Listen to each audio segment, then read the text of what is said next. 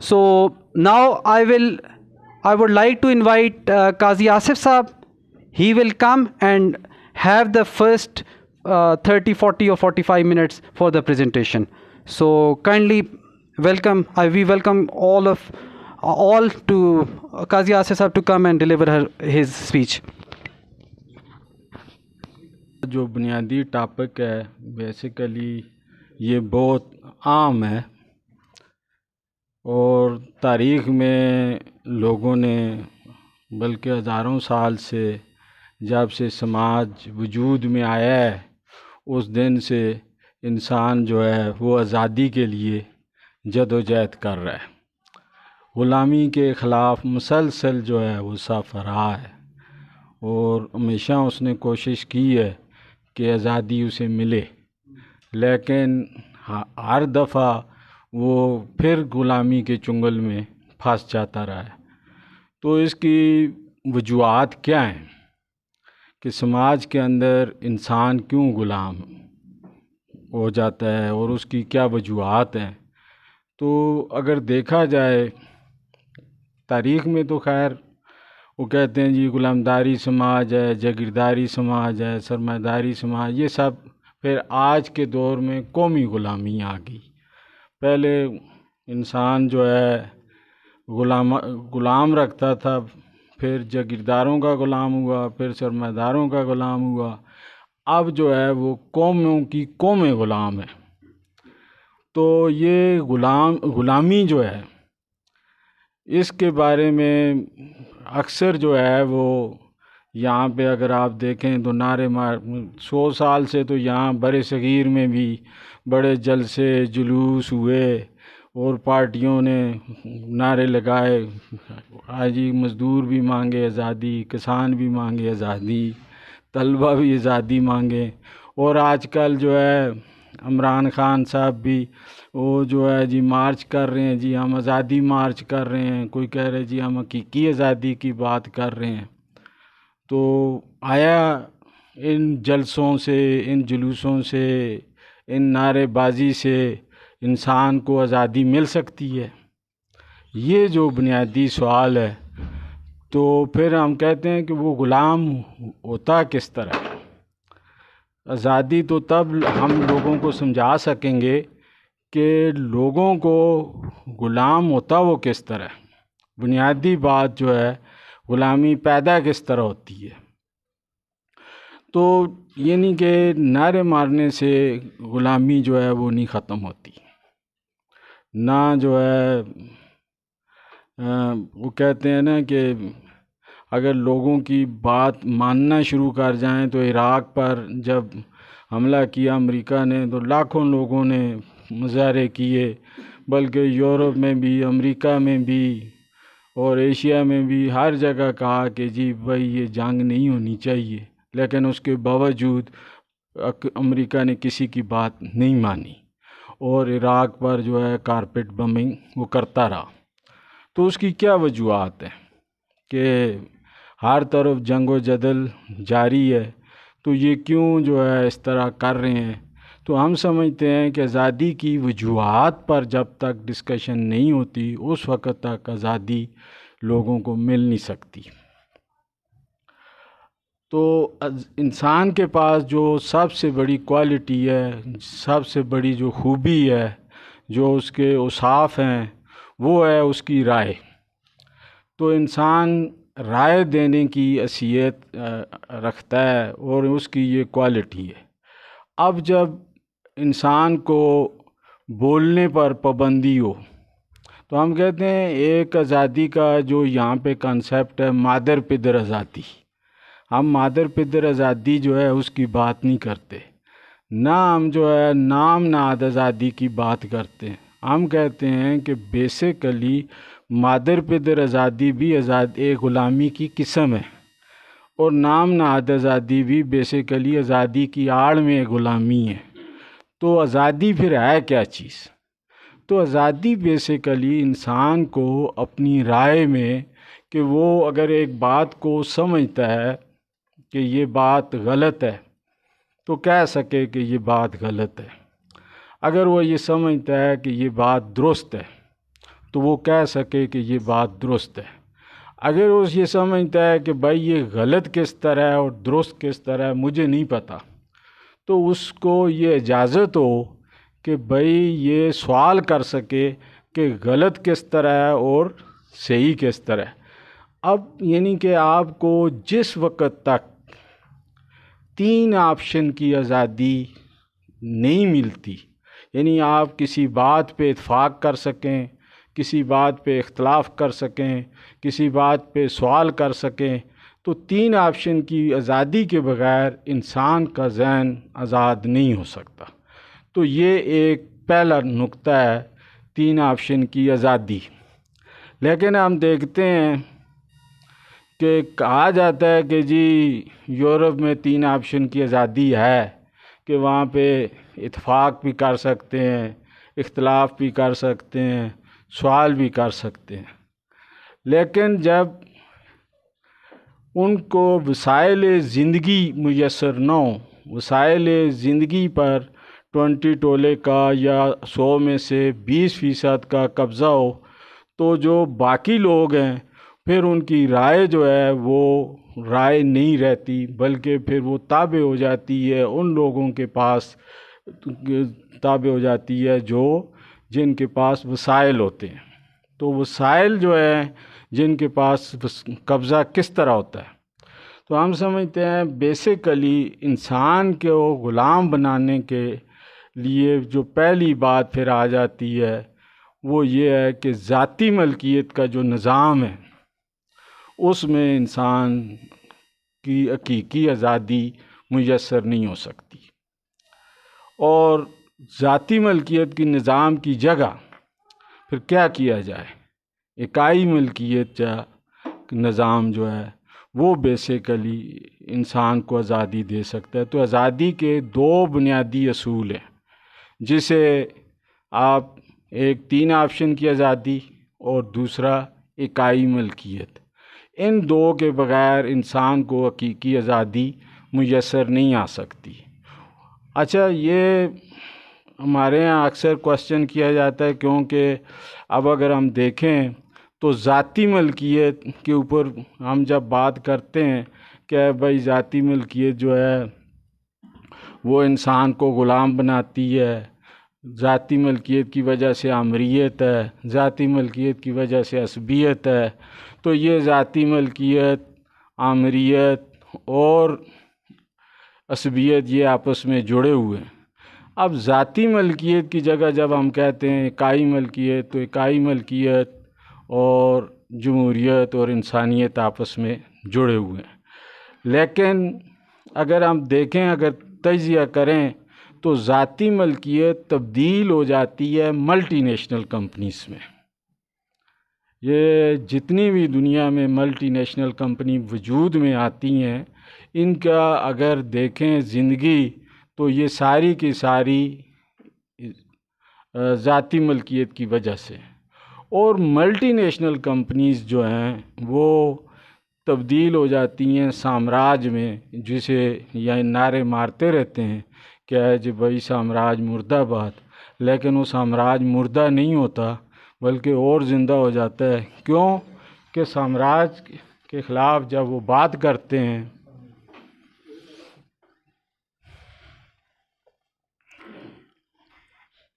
तो साम्राज्य जो है वो मुर्दाबाद कहने से साम्राज्य ख़त्म नहीं होता।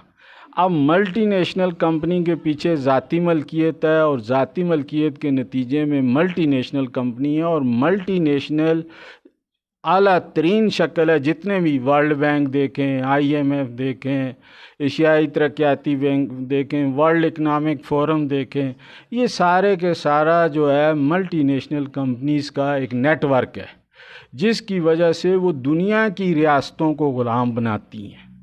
इस वक्त कोई कहे कि अमेरिका की रियासत आज़ाद है, वो आज़ाद नहीं है। कोई कहे जी बरतानिया की रियासत आज़ाद है, तो वो आज़ाद नहीं है। कोई कहे कि जो है ये फ्रांस की रियासत आज़ाद है, तो हम कहते हैं ये आज़ाद नहीं है। ये सारी की सारी मल्टीनेशनल कंपनीज़ के ताबे हैं। और मल्टीनेशनल कंपनीज अपना मालियाती नेटवर्क के ज़रिए एक पूरी दुनिया को उसने यरगमाल बनाए हुए है। पूरी दुनिया की जितने भी मार्केट्स हैं ये सारी की सारी मल्टीनेशनल के लिए काम करती हैं, भले वो पाकिस्तान में हों, भले वो हिंदुस्तान में हों, भले वो जो है अमेरिका में हों। ये सारे के सारे बाज़ार जितने भी हैं ये सारे के सारे मल्टीनेशनल कंपनीज़ के लिए काम करते हैं। और मल्टीनेशनल कंपनी ही एम्पीरियलिज़म है, मल्टीनेशनल कंपनी ही साम्राज्य है, मल्टीनेशनल कंपनी ही जो है दुनिया की अजारादारी को उसने रखा हुआ है अपने पास। तो ये दुनिया की अजारादारी है। जितने भी सियासतदान हैं, बल्कि कोई तो कहता है कि पाकिस्तान के अंदर जो लड़ाई है वो 10% पर है। ये पाकिस्तान आर्मी हो गई या ये जितने सियासतदान हैं ये सिर्फ 10% पर लड़ाई लड़ते हैं, बाकी 90% जो है वो सरमाया मल्टीनेशनल कंपनी यहाँ से लेके चली जाती है। अब ये आज़ादी को जब हम बात करेंगे तो रियासतें ग़ुलाम हैं, तो हम कहते हैं रियासत की आज़ादी जो है वो फ़र्द की आज़ादी है। अब रियासत की जो आज़ादी फ़र्द की आज़ादी है तो रियासत अमेरिका के भी ग़ुलाम है, रियासत पाकिस्तान के भी ग़ुलाम है, रियासत जो है वो फ्रांस की भी ग़ुलाम है। किसकी? मल्टीनेशनल कंपनीज़ के। अब रियासत की जो आज़ादी है वो किस तरह मुमकिन है? तो हम कहते हैं कि रियासत बेसिकली इकाई मलकियत की आला तरीन शक्ल है,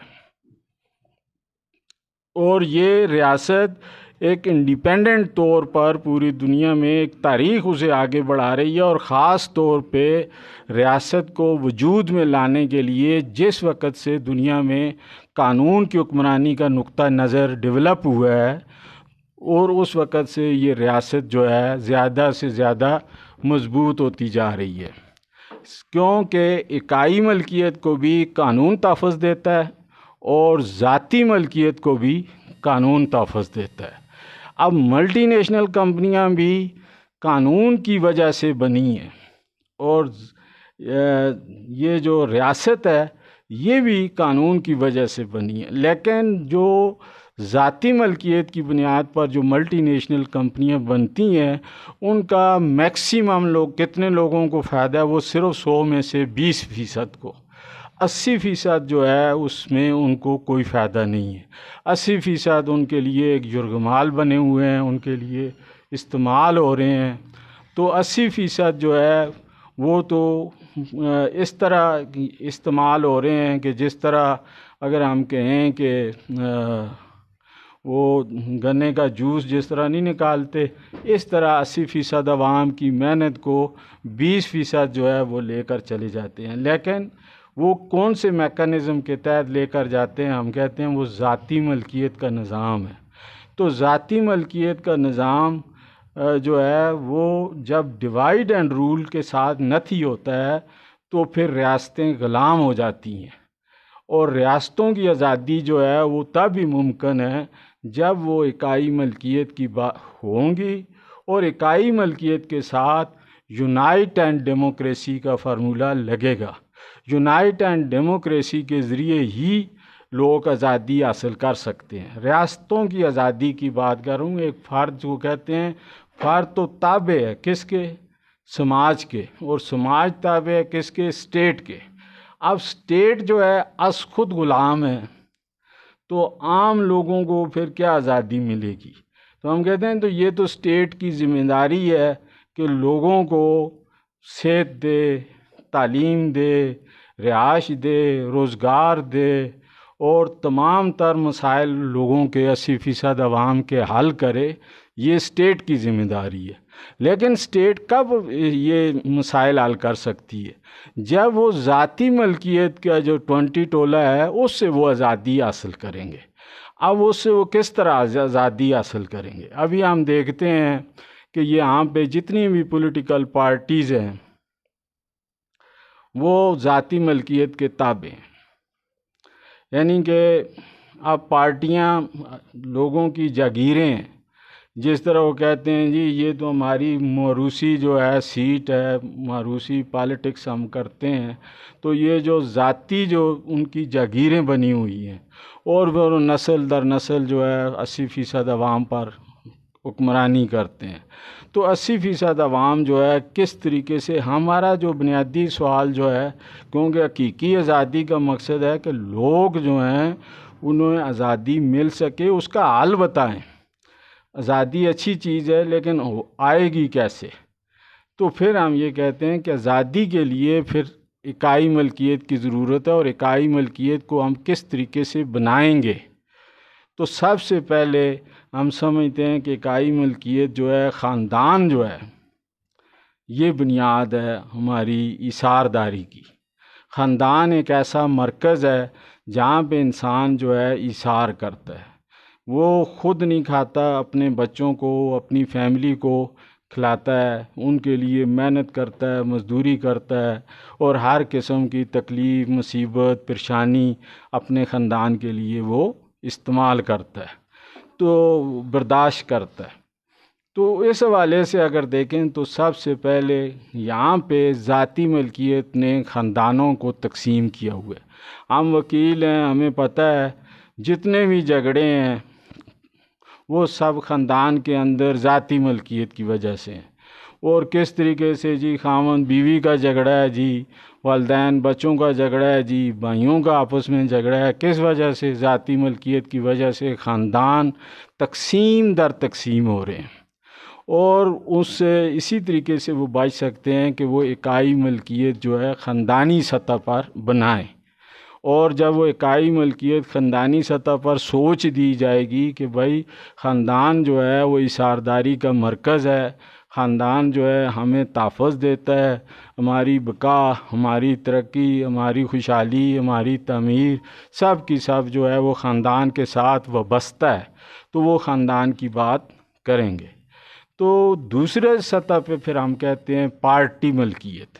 अभी जो पार्टी मलकियत नहीं है, बल्कि ये पार्टियां भी वो ज़ाती मलकियत की लोगों के ताबे हैं। जिस वक़्त देखा जाए 3 बड़ी पार्टियां, वो सारी की सारी इस वक़्त अगर देखें हम, तहरीक इंसाफ के ख़िलाफ़ भी केस है, और मुस्लिम लीग के साथ ख़िलाफ़ भी केस है, पीपल्स पार्टी के ख़िलाफ़ भी केस है कि इन्होंने अपनी जो है पार्टियों के जो नाम पर सरमाया इकट्ठा किया और अपनी ज़ाती हिसासे बनाए।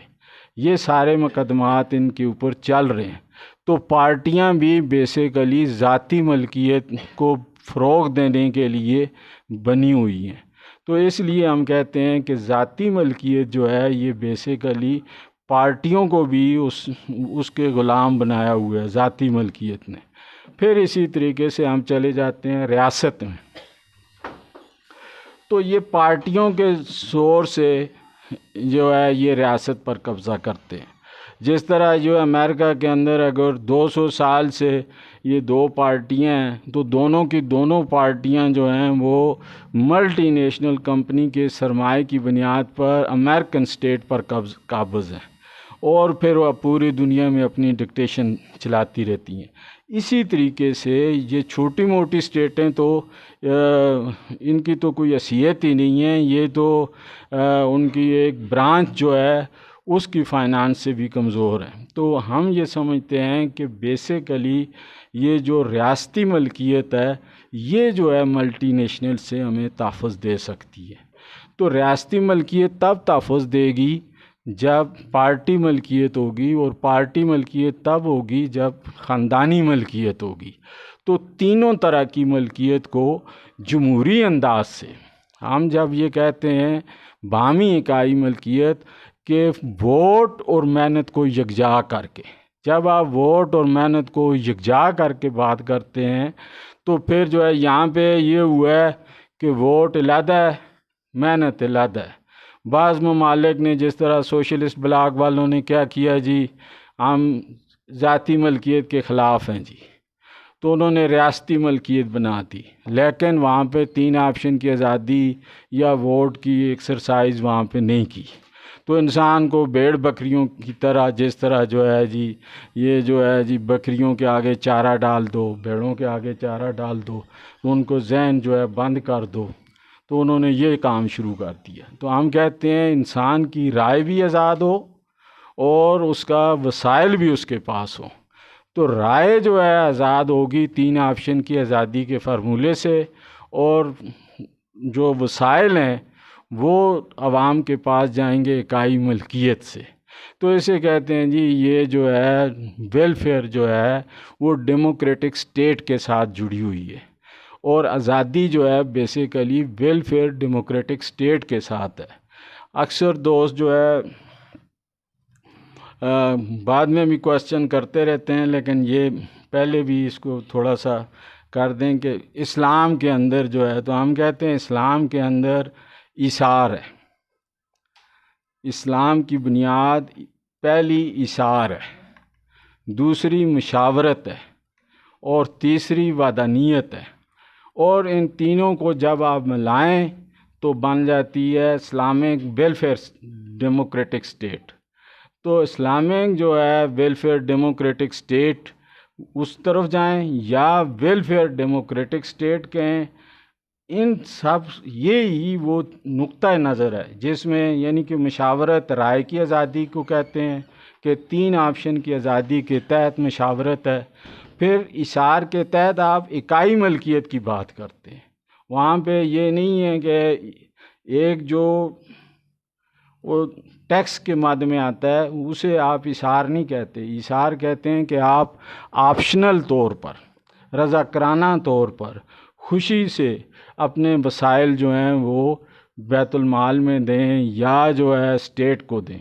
तो उस हवाले से अगर हम बात करें तो ये जो हकीकी आज़ादी का जो कॉन्सेप्ट है ये बेसिकली डेमोक्रेटिक वेलफेयर स्टेट का है। और डेमोक्रेटिक वेलफेयर स्टेट अभी स्टेट के रेफरेंस में वो कहते हैं जी स्टेट अगर उसके अंदर डेमोक्रेसी नहीं है, उसके अंदर मुशावरत नहीं है, उसके अंदर 3 ऑप्शन की आज़ादी नहीं है, तो वो जमहूरी स्टेट नहीं है, वो फिर ग़ुलाम है मल्टीनेशनल्स की। और क्योंकि स्टेट है इकाई मलकियत है, लेकिन स्टेट को जमहूरी बनाने के लिए फिर आपको 3 ऑप्शन की आज़ादी और डेमोक्रेटिक जो प्रिंसिपल्स हैं उनको अडॉप्ट करना पड़ेगा।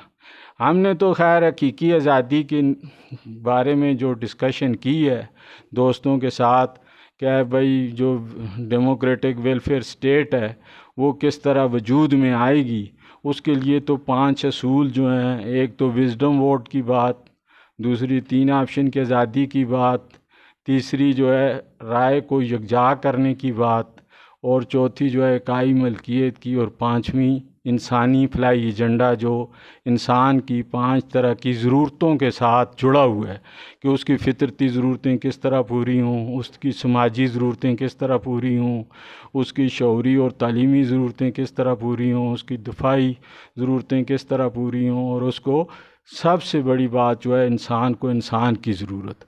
अभी तक जो ग़ुलाम इंसान इस वजह से हुआ है कि इस वक्त जो तस्वर दिया हुआ है कि वो इंसान का दुश्मन है। हम कहते हैं इंसान का दुश्मन नहीं है, इंसान की ज़रूरत है।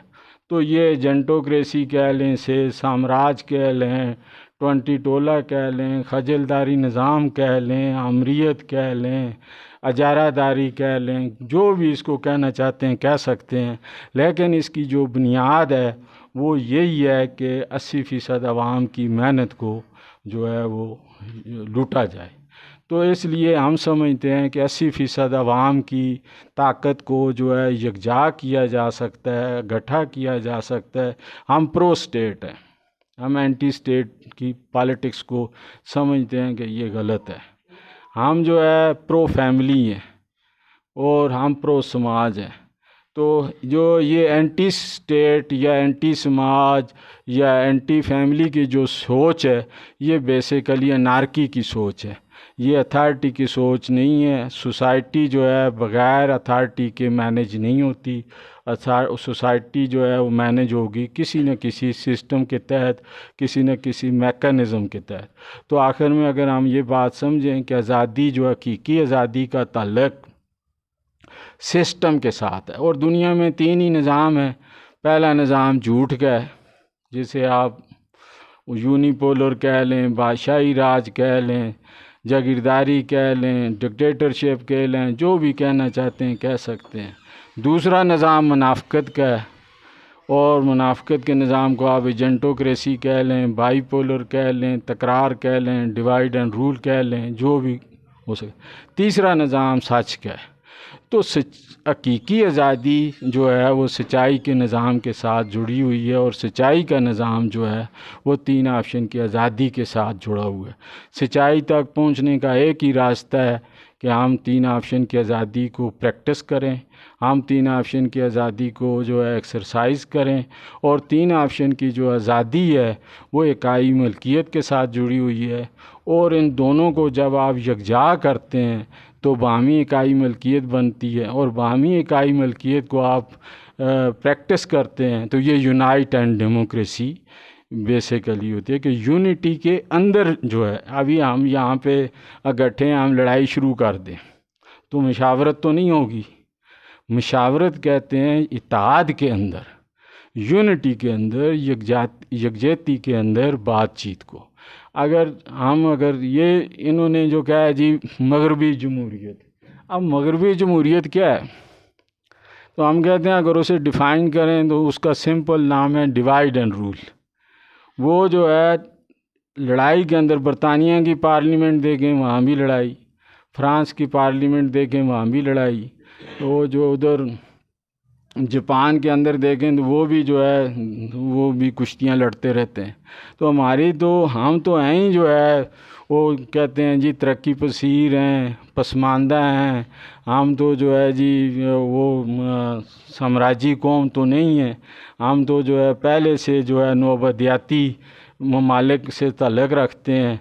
तो ये जो सारा जो हाँ इस तरह समझ लें। तो ये जो बुनियादी बात है इनके अंदर तो ये जो डिवाइड एंड रूल का फार्मूला जो है वो फिर गोलियों के साथ चलता है, वे फिर दुश्मनियाँ बन जाती हैं। ये फिर जो है कुछ न कुछ गाल गलोच तक रहते हैं, तकरार तक रहते हैं। लेकिन ये तो वो फिर ये करते हैं चलो जी ये बारूद, ये बंदूकें जो हैं जो पसमानदा ममालिक हैं इन पर तजर्बे के तौर पे इस्तेमाल करो। तो फिर इस तरह हमारे ऊपर इस्तेमाल करते हैं, थर्ड वर्ल्ड कंट्री के ऊपर इस्तेमाल करते हैं। तो हम समझते हैं कि बुनियादी तौर पर जो हकीकी आज़ादी है वो एक निज़ाम का नाम है, और वो निज़ाम जो है 3 ऑप्शन की आज़ादी के साथ, क्योंकि समाजी निज़ाम के साथ जुड़ा हुआ है। हमारे यहाँ बस एक मसला बना हुआ है, निज़ाम से बात करें तो वो जो है उसे डाइवर्ट कर देते हैं। हम कहते हैं जी निज़ाम मैनेजमेंट को कहते हैं, हम मैनेजमेंट किस तरह करेंगे? डंडे के ज़रिए मैनेजमेंट करेंगे, या मैनेजमेंट जो है पैसे के ज़रिए करेंगे, या राय के ज़रिए करेंगे? 3 ही चीज़ें तरीक़ाकार है। डंडे के ज़रिए करेंगे तो मुशर्रफ की तरह, ज़िया-उल हक की तरह बंदूक रख लेंगे, और अगर हम पैसों के ज़रिए करेंगे तो फिर जो नवाज शरीफ एंड कंपनी की तरह, मोदी की तरह जो है पैसे रख लेंगे। तो जब हम राय की बात करेंगे तो राय से जो है वो फिर 3 ऑप्शन की आज़ादी के तहत राय जो है वो इकट्ठी होती है। जब जहाँ पे एक ऐसा माहौल जहाँ पे अगर मेरे दिमाग में ये बात हो, अगर मैं कोई बात करूँगा तो ये लोग नाराज़ हो जाएंगे, तो वहाँ 3 ऑप्शन की आज़ादी नहीं हो सकती। जहाँ भी ये खौफ आ जाए कि बात करने से लोग नाराज़ हो जाते हैं, वहाँ 3 ऑप्शन की आज़ादी नहीं है। 3 ऑप्शन की आज़ादी कहते हैं बिला खौफ व ख़तर आप बात कर सकें। तो वो बिला खौफ व ख़तर बात करने की जब हम बात करते हैं कि भाई जो भी आपके जहन में बात आती है वो आप राय का इज़हार कर सकें। आप मेरी बात से इत्फाक़ करें, ये आपका राइट है, इख्तलाफ करें आपका राइट है, सवाल करें, आपका राइट है। ये तो नहीं है क्या है जी भाई आप मुझसे इख्तलाफ करते हैं तो मैं कहूँ जी ये जो है मेरे से इख्तलाफ करते हैं तो इनका जनबा दूसरा, मेरा जनबा दूसरा। तो ये जो जनबा बंदी है, फ़िरका बंदी है, ग्रोह बंदी है, पार्टी बंदी है, ये सारी की सारी बेसिकली पैदावार है 3 ऑप्शन की आज़ादी न होने की वजह से। ये तासब, ये तशद्दुद, ये तसल्लुत क्यों पैदा होता है? जिस सोसाइटी में 3 ऑप्शन की आज़ादी नहीं है और ज़ाती मलकियत का निज़ाम है। हम कहते हैं ये दोनों चीज़ें, अगर आप 3 ऑप्शन की आज़ादी की नफ़ी करते हैं तो अमरीत आती है, और आप जो है इकाई मलकियत की नफ़ी करते हैं तो फिर ज़ाती मलकियत आती है। और ज़ाती मलकियत तमाम इजारादारियों की बुनियाद है। ज़ाती मलकियत तमाम समाजी बीमारियों की जड़ है। तो जब तमाम समाजी बीमारियां पैदा ही ज़ाती मलकियत से होती हैं, लेकिन हम ये कहते हैं अब ज़ाती मलकियत को तो रियासत ने रियासती मलकियत में तब्दील हो गई है, लेकिन उसको आप किस तरीके से एक रियासत को डेमोक्रेटिक रियासत बना सकते हैं, तो उसके लिए फिर हमें अस खुद, क्योंकि ये तो हमें चांस नहीं देंगे, तो इसलिए फिर हम फैमिली तो हमारे पास है, ख़ानदान तो हमारे पास हैं, हम अपने ख़ानदानों में इकाई मलकियत की सोच दें, यूनिटी की सोच दें, और उनको कहें क्या है जी भाई आप तकसीम करेंगे तो फिर आप ग़ुलामी से कभी भी आज़ाद नहीं हो सकते। डिवाइड एंड रूल ग़ुलामी का एक ज़रिया है, यूनाइट एंड डेमोक्रेसी आज़ादी का एक तरीका है। तो आज़ादी जो है थ्रू प्रोसेस मिलेगी, तो हकीकी आज़ादी भी थ्रू प्रोसेस मिलती है। अब यहाँ पे कहते हैं जी जारे वोट है, तो जारे वोट किसे कहते हैं? जारे वोट जब वोट तासुब के ताबे हो, जब वोट जो है तशद्दुद के ताबे हो, जब वोट असबियत के ताबे हो, अकीदत के ताबे हो, शख्सियत के ताबे हो, तो जारे वोट बन जाता है। हम कहते हैं विजडम वोट, तो विजडम वोट कैसे बनेगा? जब उसकी सोच अदम तासब हो, अदम तशद्दुद हो, अदम तसल्लुत हो, जब उसे ये गम ना हो कि मैं अगर बात करूँगा तो रोज़गार से चला जाऊँगा, ये बात करूँगा तो मुझसे सब कुछ छीन लिया जाएगा, मेरा कारोबार बंद हो जाएगा, तो वो फिर जो है 3 ऑप्शन की आज़ादी के साथ बात कर सकता है। तो हकीकी आज़ादी सिस्टम के साथ जुड़ी हुई है। तो हम कहते हैं ये जो सिस्टम है समाजी निज़ाम, कि समाज को मैनेज करने के दुनिया में 3 ही तरीके हैं। एक तरीका जो है वो शाही राज है, दूसरा तरीका जो है साम्राज है, तीसरा तरीका जो हम कहते हैं आन राज, जिसमें इंसानों की इज़्ज़त हो, रिस्पेक्ट हो, और उसमें उनको आन राज कहते हैं आज़ादी, निजात, रूहानियत, इंसानियत और जमहूरियत, जिसमें 5 एलिमेंट उसमें पाए जाएं। तो ये एक डेमोक्रेटिक जो है वेलफेयर सोसाइटी जो है, जिसे हम उर्दू में फ़लाई जमहूरी रियासत, तो फ़लाई जमहूरी रियासत बन जाती है फजर कहते हैं सुबह को, सवेरे को। तो सुबह सवेरा जो है वो रोशनी जो है हमें फ़लाई जमहूरी रियासत से मिल जाती है। अगर इसको हम इस्लामी जमहूरी रियासत कहें तो ये अजर बन जाती है। इस्लामी जमहूरी रियासत ये अजर बन जाती है। अजर भी कहते हैं किसी चीज़ का रिवार्ड मिलना। अगर इसे हम कहें इश्तराकी जमहूरी रियासत तो ये भी अजर बन जाता है कि आपको उसमें एक तहफ़्फ़ुज़ मिलता है। तो इंसान 2 ही चीज़ें चाहता है, अजर और सवाब का। तो ये सारी चीज़ें जो हैं बेसिकली एक डेमोक्रेटिक स्टेट के साथ न थी, और डेमोक्रेटिक स्टेट के बगैर हकीकी आज़ादी नामुमकिन है। लेकिन ये बाईपोलर पार्लियामेंट डेमोक्रेटिक नहीं है। हम कहें कि ये जो बाईपोलर पार्लियामेंट जिसमें इमरान कह रहा है जी मुझे क्यों उठाया गया, नवाज शरीफ कहता है जी मुझे क्यों निकाला गया, तो ये कोई कहता है हटाया गया, कोई कहता है निकाला गया, तो ये सारे के सारे ये बाईपोलर पार्लियामेंट है। इसके अंदर ये मल्टीनेशनल कंपनीज़ की खिदमत गुजार पार्लियामेंट है। इसमें जो है फ़ौजी हज़रात भी मल्टीनेशनल कंपनी की खिदमतें करते हैं, और जो सिविल हज़रात हैं वो भी उनकी खिदमत करते हैं। हम कहते हैं ये हमारी धरती है, इसे कहते हैं इंडस धरती। हम तो पाकिस्तान की बका, पाकिस्तान की सलामती को इंडस धरती के साथ नथी करते हैं, और ये जग्राफिया कोई हमने नहीं बनाया, ये दरिया सिंध हमने नहीं बनाया, ये नेचर ने, कुदरत ने बनाया है और हमारे आबा अजदाद इधर रहे हैं। तो हम जो है पाकिस्तान को इंडस धरती समझते हैं और इंडस धरती को पाकिस्तान समझते हैं। हम इसकी तकसीम के मुखालफ हैं। कोई भी कोई कोशिश करता है कि पाकिस्तान की तकसीम हो, हम समझते हैं बेसिकली वो यहाँ की 80% अवाम के साथ वो एक जुल्म और ज़्यादती करने वाली बात है।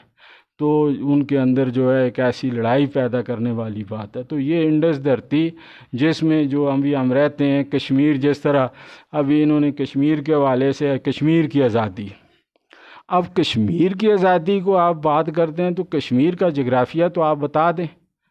आप जब कश्मीर का जग्राफिया बता देंगे तो कश्मीर की आज़ादी उसी वक्त मुमकिन हो जाएगी। आप कहें ये कश्मीर इंडस धरती का सिर है, ये दिमाग है इंडस धरती का, जिससे 5 सारे दरिया जो है इससे निकलते हैं। तो हम कहते हैं ये कश्मीर, वो यहाँ पे एक कश्मीरी लीडर आया था तो उसे मैंने कहा जी हम पॉलिटिक्स करते हैं ग्रेटर सेंटर ऑफ कश्मीर की। उन्होंने कहा ये क्या होता है? तो मैंने कहा ये जो है ये इस तरह समझ लें कि ये बुनियादी तौर पर जहाँ से दरिया सिंध का पानी, जहाँ से दरिया सिंध में आता है और जहाँ तक दरिया सिंध का पानी जाता है, ये सब ग्रेटर सेंटर कश्मीर है। तो ये जो है इसको आप कश्मीर की आज़ादी की जब बात करते हैं तो पहले आपने जग्राफिया की बात की। हमने अपनी पार्टी की जो यूनाइटेड डेमोक्रेटिक पार्टी है उसके अंदर 11वां पॉइंट जो हमने लिखा कि आज भाई ये कश्मीर जो है हम कश्मीर की आज़ादी की बात करते हैं, लेकिन हम समझते हैं कि कश्मीर इंडस धरती का हिस्सा है, गंगा जमुना धरती का हिस्सा नहीं है और पाकिस्तान का नेचुरल हिस्सा है। तो कश्मीर के वो सारे दोस्त हमारे कह रहे जी आप तो कश्मीर की आज़ादी के ख़िलाफ़ हो गए हैं। मैं जी किस तरीके से? ये जी आपने कहा जी ये इंडस धरती का हिस्सा है तो ये पाकिस्तान का हिस्सा है। अगर ये इंडस धरती का हिस्सा नहीं है तो किसका हिस्सा है? ये आप बता दें। ये जग्राफिया किसने बनाया? ये गंगा जमुना की धरती का हिस्सा है। फिर वो खामोश हुए कि आज भाई इंडस धरती का हिस्सा है। तो बुनियादी बात, जब भी आप आज़ादी की बात करें, अगर हम पाकिस्तान की रियासत की आज़ादी, खुद मुख्तारी और ख़ुद इनसारी की बात करेंगे, ख़ुद कफ़ालत की बात करेंगे, ख़ुद अफास्ती की बात करेंगे, तो वो बेसिकली इंडस धरती के साथ नहीं करेंगे। पाकिस्तान की आज़ादी और ख़ुद मुख्तारी इंडस धरती की सोच के बगैर नामुमकिन है। इंडस धरती पर किसका निज़ाम हो? हम कहते हैं इंडस धरती, ये ना अमेरिका की धरती है, ना हिंदुस्तान की धरती है, ना चाइना की धरती है। ये यहाँ के जो रहने वाले बासी हैं, जो नस्ल दर नस्ल यहाँ रह रहे हैं, आबा अजदाद से हैं, ये उनकी है। वो अगर जमहूरी अंदाज से रहें तो वो एक आज़ाद और ख़ुद मुख्तार मुल्क के तौर पे अपनी ज़िंदगी गुजार सकते हैं। तो आज़ादी और ख़ुद मुख्तारी के लिए साम्राज्य का जो पहला काम है वो ये है कि वो नेशनल जो सोच है, धरती की सोच है, उसको नहीं उभरने देता। वो कहता है जी धरती की बात करेंगे तो ये अपने रिसोर्सेज जो हैं वो वहाँ से डेवलप कर लेंगे। वो कहता है जी इसको आज़ादी की रास्ते में पहली सोच तो उसको जग्राफिया के से ऐसा जग्राफिया बयान करेंगे कि जो जग्राफिया न होने के बराबर हो जाएगा, जो लड़ाई के अलावा कुछ भी नहीं होगा। दूसरी बात यह है कि आप जग्राफी के बाद कौन से निज़ाम के तहत उस धरती पर मैनेजमेंट करेंगे। तो मैनेजमेंट करने के लिए हम कहते हैं कि आप यूनाइट एंड डेमोक्रेसी का जो फार्मूला है उसके तहत मैनेजमेंट करें। अगर आप डिवाइड एंड रूल के फार्मूले के तहत मैनेज करेंगे तो डिवाइड एंड रूल का फार्मूला ज़ाती मलकियत और जो कहते हैं ना कि ये जिस तरह ये फवाद साहब ने बताया है कि फ्रीडम ऑफ ओपिनियन, तो फ्रीडम ऑफ ओपिनियन कहें और जो है ये डेमोक्रेसी का बेसिक प्रिंसिपल है फ्रीडम ऑफ ओपिनियन और दूसरा है मेजॉरिटी इज़ अथॉरिटी। ये दो प्रिंसिपल हैं जिन पर डेमोक्रेटिक स्टेट इवाल्व होती है और लीगल भी जितने भी कानून बनते हैं वो भी सारे के सारे इसी बुनियाद पर बनते हैं कि आप जो है फ्रीडम ऑफ ओपिनियन के हवाले से राय दे रहे हैं और मेजॉरिटी इज़ अथॉरिटी के हवाले से दे रहे हैं। कानून साजी भी इन्हीं दो असूलों के तहत बनती है और मैनेजमेंट भी इन्हीं दो असूलों के तहत होती है। तो जब एक डेमोक्रेटिक स्टेट होगी तो डेमोक्रेटिक, जिस तरह हम क्यों कहते हैं जी, आईएमएफ कहता है जी स्टील मिल को फ़रोख्त कर दो, पीआईओ को फ़रोख्त कर दो, ये जी रेलवे को फ़रोख्त कर दो, ये सारे जो स्टेट के अदारे हैं इनको जो है डी नेशनलाइज कर दो, उसको निचकारी में ले जाओ, क्यों कहता है? और आवाम कहती है जी निचकारी ना करो। रियासत मजबूत होगी तो आवाम आज़ाद होगी, ख़ुद मुख्तार होंगे। रियासत कमज़ोर होगी तो आवाम कमज़ोर होंगे। कैसे रियासत जो है वो आपको जो है सहूलतें देगी? जब उसके पास वसाइल होंगे। तो वसाइल जो हैं उसके पास वो होंगे तो लोगों को सेध देगी। तो जब वर्ल्ड बैंक, आईएमएफ जब आपको लोन देते हैं तो लोन इसी एक गारंटी पर देते हैं कि आप डी नेशनलाइज करें, आप जो है जी इन सब को डी रेगुलराइज करें। तो ये डी नेशनलाइजेशन का जो आलमी एजेंडा है ये बेसिकली मल्टीनेशनल कंपनियों की पैदावार है और ये हमें ग़ुलामी की तरफ लेके जाता है। तो हम हकीकी आज़ादी समझते हैं डेमोक्रेटिक स्टेट को।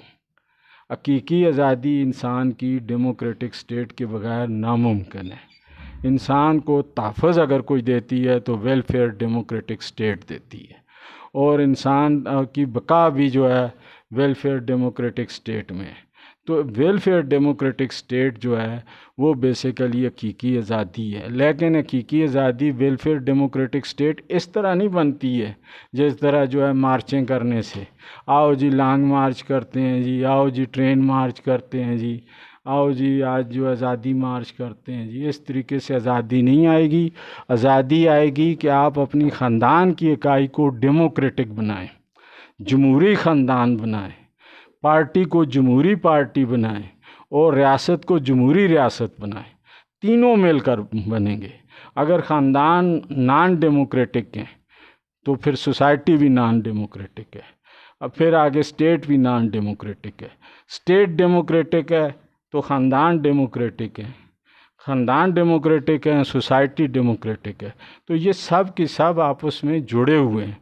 तो ये तो इनका जो एटीट्यूड है, जितनी भी यहाँ पे पाकिस्तान के अंदर सियासत करने वाली जमातें हैं, इनका जो तरीक़ाकार है वो सब का सब नॉन डेमोक्रेटिक है। अब नॉन डेमोक्रेटिक जो तरीक़ाकार है उसको जो है हम समझते हैं कि वो ग़ुलामी का बहुत बड़ा एक हमारे ऊपर ज़रिया है। हमें जो ग़ुलाम रखने का जो सबसे बड़ा तरीक़ा है कि हमें नॉन डेमोक्रेटिक बना दो, और जो नॉन डेमोक्रेटिक बनाते हैं तो वो हमें ग़ुलाम बनाने के लिए, साम्राज्य का ग़ुलाम बनाने के लिए, मल्टीनेशनल कंपनियों का ग़ुलाम बनाने के लिए ये सारे के सारा उन्होंने प्रोसेस लगाया हुआ। और जब हम कहते हैं आज़ादी, तो आज़ादी एक डेमोक्रेटिक प्रोसेस का नाम है, और डेमोक्रेटिक प्रोसेस ज़ाती मलकियत में चल ही नहीं सकता। ये लोगों की गलत फहमी है कि डेमोक्रेटिक प्रोसेस ज़ाती मलकियत में चलेगा, और डेमोक्रेटिक प्रोसेस के बग़ैर इकाई मलकियत भी एक आमरीत है। जिस तरह चाइना में, रशिया में अगर उन्होंने डेमोक्रेटिक प्रोसेस नहीं अडॉप्ट किया तो इस वजह से वहाँ पे जो है वो आमरीत है, और लोगों को इतनी बड़ी तरक्की के बावजूद चाइना और रशिया जो है वो लोगों को फैसिलिटेट नहीं कर रहे। वो कह रहे हैं हम कर रहे हैं, हम कहते हैं आप अगर कर रहे हैं तो हम तो आपके साथ करीब रह रहे हैं, हमें लड़ा क्यों रहे हो? हमें तो वसाइल दो ना, हमें तो इतने यहाँ से डेवलप करो। लेकिन आपका तरीक़ाकार भी वही है जो ईस्ट इंडिया कंपनी का तरीका है। तो हम जो है ईस्ट इंडिया कंपनी से हट कर जो है हम एक नई ईस्ट इंडिया कंपनी को डेवलप नहीं करना चाहते। तो आज़ादी जो है बेसिकली 3 ऑप्शन की आज़ादी और 5 जो है आज़ार राय की यकजहती और इकाई मलकियत का नाम है।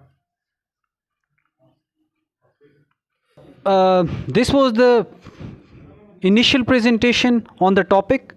ये इस टॉपिक के ऊपर शुरू की प्रेजेंटेशन थी जिसका बताया गया था कि 45 मिनट्स की होगी, and that presentation is over. Now after this we will be moving towards our second session, and that session will include the question answers from the audience. So any question regarding the topic or in general about the politics, the world politics, the history of politics, the future of politics, anything, everything, without any limitations, you can ask any question without any filters. So this platform will not have any filters. Anybody can come and anybody can ask any questions. So किसी का कोई भी सवाल है माजी के सियासत के हवाले से, आज की सियासत के हवाले से, आइंदा आने वाली सियासत के हवाले से, या सियासत का कोई भी सवाल आप पूछना चाहते हैं, या जो प्रेजेंटेशन काजी साहब ने दी है, काजी आसिफ साहब ने, इसके ऊपर आप कोई सवाल पूछना चाहते हैं तो भी आप सवाल पूछ सकते हैं. तो जो भी सवाल पूछना चाहते हैं तो ये माइक उनको दे दिया जाएगा. ये जो सोसाइटी का आप जिक्र कर रही है, यहाँ एग्जिस्ट होती है, यहाँ से आपको बात. मैंने पूछ लिया उनसे. अच्छा माशरा कहीं है, कहीं वजूद मार्ज वजूद. लेनिन तो माओ का वो तो कैपिटल हो गया है ना, कैपिटलिस्ट हो गया. अच्छा, इनका जो क्वेश्चन है वो ये है, क्योंकि माइक इनके पास नहीं था उस वक्त, तो then I will rephrase the question. He is asking that is this system what you are talking about, that is the tripolar system, does it exist somewhere anywhere in the world और not? क्या ये दुनिया में कहीं पे rise है या नहीं है ये राइज? 3 ऑप्शंस का सिस्टम, या ट्राइपोलर सिस्टम, या यूनिपोलर या बाइपोलर को आप रद्द कर रहे हैं, तो आप ट्राइपोलर की अगर बात कर रहे हैं तो वो ट्राइपोलर सिस्टम आया दुनिया में कहीं पे राइज है? बात के ये है क्या है जी भाई, यहाँ पे कोई दुनिया में ऐसा निज़ाम है जहाँ पे वोट और मेहनत को यकजा करके, क्योंकि इधर जो रशिया के अंदर है वहाँ वोट का कंसेप्ट नहीं है, और जो कैपिटलिस्ट ब्लॉक है उसमें वोट का कंसेप्ट है लेकिन इकाई मलकियत का नहीं है. इधर जो है इकाई मलकियत का है लेकिन वोट का नहीं है. तो जिस निज़ाम की बात हम कर रहे हैं, तो हम समझते हैं कि दुनिया के तमाम मज़ाहिब या दुनिया के तमाम स्कॉलर या दुनिया के तमाम फ़िलासफ़र उनकी ये ख्वाब थी, हम उसकी तहबीर जो है उसकी कर रहे हैं. ये हर जो है इंसान जो है वो हकीकी आज़ादी की बात यूनान से लेकर आज दिन तक नारे मार रहे हैं हकीकी आज़ादी की, लेकिन वो आप वाली बात है कि ये सिस्टम जो है हम क्रिएट कर रहे हैं, हम जो है ये इसे तख्लीक कर रहे हैं, इवाल्व कर रहे हैं. लेकिन ये ऐसी बात नहीं है कि ये कोई हमारे जहन का खब्त है, ये ऐसी बात नहीं है. ये नहीं, मैं ये कह रहा हूँ 2 चीज़ों पर मुनसर है, और 2 चीज़ें जो हैं वो एग्ज़िस्ट करती हैं. वो 2 चीज़ें कौन सी हैं? वो मेहनत है और वोट है. मेहनत और वोट हकीकत में एग्ज़िस्ट करती है, और हम वह मेहनत और वोट को यकजा करने का जो निज़ाम है, बामी इकाई मलकियत, इसको आम सादा ज़बान में कहें बामी इकाई मलकियत, अगर इसको आप स्टेट लेवल पर कहें तो वेलफेयर डेमोक्रेटिक स्टेट है. तो यानी कि ये प्रैक्टिस अभी दुनिया में वेलफेयर का नाम ज़रूर है, डेमोक्रेसी का नाम ज़रूर है, स्टेट का नाम ज़रूर है, ना वेलफेयर है, ना डेमोक्रेसी है, और ना रियासत है. रियासत भी ताबे है मल्टी नेशनल्स के, और जो डेमोक्रेसी है वो भी ताबे है मल्टी नेशनल्स के, और जो वेलफेयर है वो भी उनके मरून मिन्नत है. जब वो चाहें तो हमें जो है वेलफेयर हमारी कर दें, जब चाहें तो वो कोई रिस्पांसिबिलिटी नहीं है. तो ये वोट और मेहनत का जो निज़ाम है इसकी बात हम कर रहे हैं, और ये लागू होगा ऐसी बात नहीं है. ये यानी स्टेट लेवल पर नहीं है, वो तो अंधेरों की हिस्ट्री है, मालूम है हिस्ट्री का. ये जो हमारी हिस्ट्री है, अभी हम कहें जी 500 साल पहले वोट नहीं था,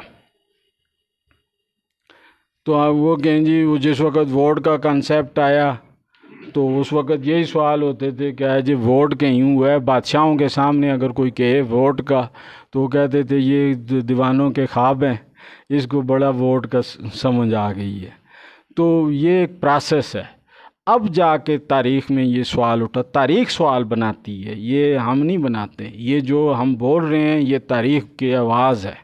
तो तारीख़ जो ये इसने ये सवाल बनाया कि वोट जो है विज़डम वोट हो या जारे वोट हो, वोट तासुब के ताबे हो, वोट तशद्दुद के ताबे हो, वोट तसल्लुत के ताबे हो, वोट सरमाए के ताबे हो, वोट नोट के ताबे हो, या वोट अक्ल के ताबे हो, शऊर के ताबे हो, असूल के ताबे हो।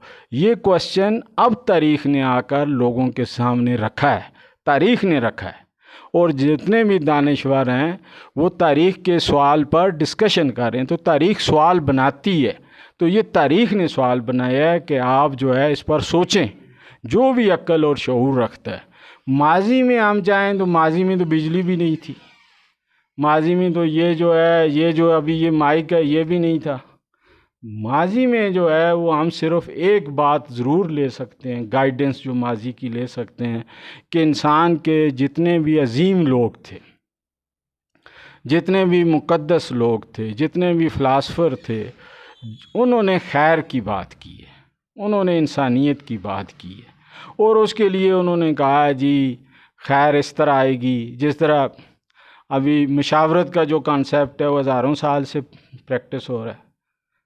और इसी तरीके इशार का जो ना सिर्फ सोच है बल्कि अमल में भी प्रैक्टिस हो रहा है। तो ये जो इशार की सोच, मुशावरत की सोच, अब जो है इसको कह सकते हैं आप कि इंसान उस सतह पर पहुंच गया है जहाँ पे वो इसे एक फ़िज़िकल शेप दे सकता है, एक मटेरियल शेप दे सकता है, एक जिस्मानी हैसियत दे सकता है उसको। तो इसे हम कहते हैं जी ये डेमोक्रेटिक वेलफेयर स्टेट। इससे पहले नहीं थी। ये हम ये आप ये समझेंगे बस ये इंडस धरती वाले ही पूरी दुनिया को गाइड करेंगे। तौर पर काजी साहब अगर बयान किया जाए तो नेचर का जो निज़ाम है, फितरत का जो निज़ाम है, हम उसकी तरफ जा रहे हैं, हमारी मंजिल वो है। अगर कहीं लागू है या नहीं है, मगर हम समझते हैं कि असल में जो कुदरत का निज़ाम है, जिसे हम कुदरत का निज़ाम कहते हैं, नेचर का निज़ाम कहते हैं, फितरत का निज़ाम कहते हैं, उसकी तरफ जा रहे हैं। क्योंकि हर इंसान मेहनत तो करता है मगर उसकी नेचर जो है, उसकी फितरत जो है वो कुछ मांगती भी है।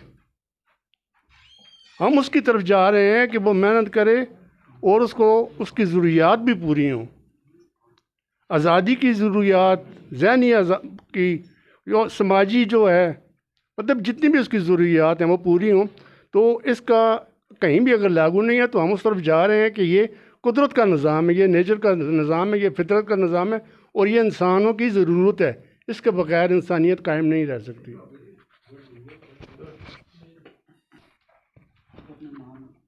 बिस्मिल्लाहिर्रहमानिर्रहीम। मेरा नाम फ़राज़ अहमद, वकालत के शोबे से मुंसलिक हूँ, एबटाबाद में वकालत करता हूँ।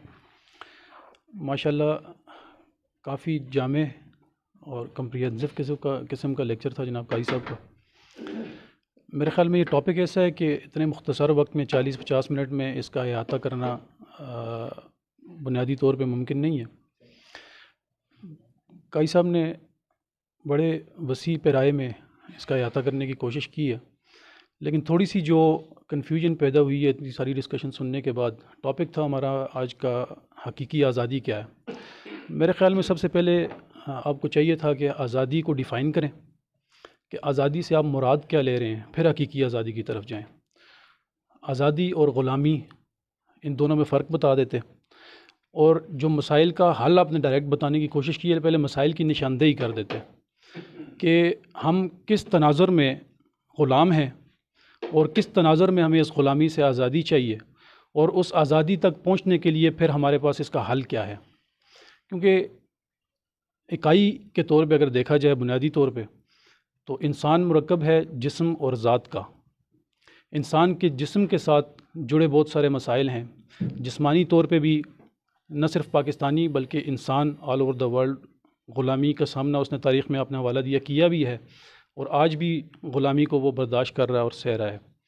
इसी तरह उसकी ज़ात के को परवान चढ़ाने के उसके अपने लवाजमात हैं। ज़ात को आप रूह का नाम ले लें, आप उसकी सोच का, उसके ज़हन का, उसकी फ़िक्र का नाम दे दें, तो उसके अपने लवाजमात हैं। वो भी किस तनाज़ुर में, पहले ग़ुलामी को डिफ़ाइन करने के बाद, किस तनाज़ुर में ग़ुलाम है, किन किन शिकंजों में वो जकड़ी हुई है, और उसको आज़ाद करने के लिए क्या पैरामीटर्स हैं आपके पास और क्या उसका हल है। इस तनाज़ुर में अगर बात होती तो ज़्यादा उस पर सवाल करना भी आसान होता और उसको समझना भी आसान होता। बहरहाल टॉपिक तक रहते हुए मेरा पहला तो जनाब से क्वेश्चन यही है कि ज़रा आज़ादी और ग़ुलामी और इस तनाज़ुर में फिर उनके हल की तरफ जाएँ, थोड़ा सा इस बात को क्लियर कर दें। फिर आपने हल बताते हुए ज़ाती मलकियत के निज़ाम की बात की। आपने ग़ुलामी को या मौजूदा राइजुल वक्त जितने भी निज़ाम हैं इस दुनिया के अंदर, उसकी बुनियादी वजह ज़ाती मलकियत को बताया। तमाम मसाइल की वजह आपने ज़ाती मलकियत को बताया। ज़ाती मलकियत यकीनी तौर पर आप जायदाद के हवाले से बात कर रहे होंगे, इसमें आपने इस्लाम का हवाला भी दिया। इस्लाम के अंदर अब जितनी ये मैं बातें कर रहा हूँ, इसमें वो किसी फ़िलासफ़र ने कहा था कि नथिंग इज़ रियल और फैक्ट, ऑल इज़ इंटरप्रिटेशन। यूनानी फ़िलासफ़ा से ले के आज तक अब मॉडर्न फ़िलासफ़ी की बात करें, आज की बात करें, तो फ़लसफ़ियों ने अल्फाज की गुत्थियाँ सुलझाते हुए अपनी ज़िंदगियाँ गुजार दी। सदियाँ गुजर चुकी, लेकिन किसी एक लफ्ज़ की किसी एक हकीकत तक ना इंसान पहुँच सका और ना मेरे ख़्याल में पहुँच सकता है। तो हर इंसान की, हर निज़ाम की, हर जत्थे की, हर गिरोह की, हर चीज़ की अपनी इंटरप्रिटेशन है। हकीकत क्या है, इस तक ना कोई मेरे ख़्याल में पहुँच सका है और ना पहुँच पाएगा। इसलिए ये जो आप जायदाद के ज़ाती मलकियत की बात कर रहे हैं, सोशलिज़म का भी आपने हवाला दिया, कम्युनिज़म का हवाला दिया, जागीरदाराना निज़ाम है, दो मुख्तलिफ अपोजिट डायरेक्शंस में जाने वाले निज़ाम है। तो इसमें से आप दरमियाना हल जो निकाल रहे हैं, इकाई मलकियत या ख़ानदानी मलकियत की बात कर रहे हैं, थोड़ा सा इसको एक्सप्लेन कर देते कि कैसे ख़ानदानी मलकियत में कन्वर्ट किया जा सकता है ज़ाती मलकियत को। अब इस्लाम में इसकी गुंजाइश है नहीं है, उस तनाज़ुर में बात ही नहीं करते, सिर्फ हल की तरफ जाते हैं कि अगर इस्लाम से बेहतर हल दिया जा रहा है आपके निज़ाम में तो हम उसको अडॉप्ट करने के लिए तैयार हैं। ज़ाती मलकियत की नफ़ी करके आप ख़ानदानी मलकियत में जायदाद को कैसे लाएंगे, और इसकी बुनियाद पे आप कहते हैं ज़ाती मलकियत की बुनियाद पे फिर बनती हैं multi national companies. Multi national companies ने इस पूरी दुनिया को अपने शिकंजे में लिया हुआ है, और यही बातिल का जो निज़ाम है जिसके रद्द के लिए आप ये सारी हल पेश कर रहे हैं, उसकी बुनियादी वजह है। तो मल्टी नेशनल कंपनीज़ तो मेरे ख्याल में एक बिज़नेस रिलेटेड टर्म है, और ये जो कंपनीज़ बनाई जाती हैं, आप भी माशाल्लाह वकील हैं, समझते हैं, अरसे से वकालत कर रहे हैं, तो मल्टी नेशनल कंपनीज़ का किस तरह उनकी इंटरफेरेंस है इंसान की ज़ाती ज़िंदगी में और इंसान को ग़ुलाम बनाने में। बात तो आपने कर दी, लेकिन थोड़ा सा अगर एक आध मिसाल दे के वाज़े कर देते तो ज़्यादा समझने में आसानी होती और उसका रद्द करने में फिर ज़्यादा आसानी होती।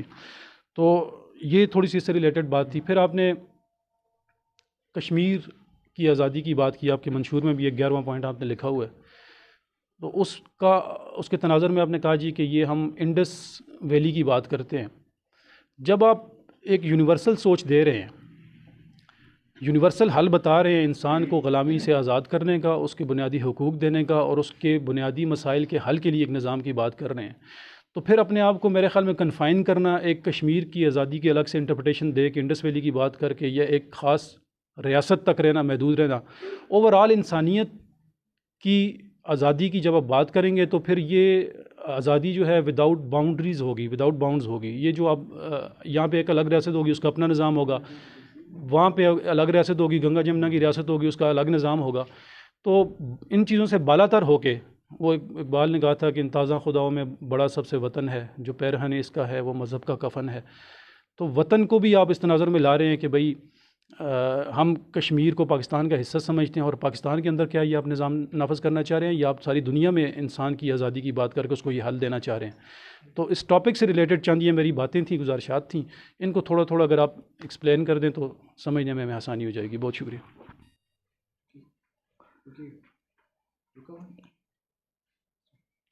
जब हम बात करते हैं असूल की, अब मिसकंसेप्शन ये है कि असूल जो है बेसिकली माइक्रो लेवल पर भी वही करैक्टर रखता है और मैक्रो लेवल पर भी वही करैक्टर रखता है।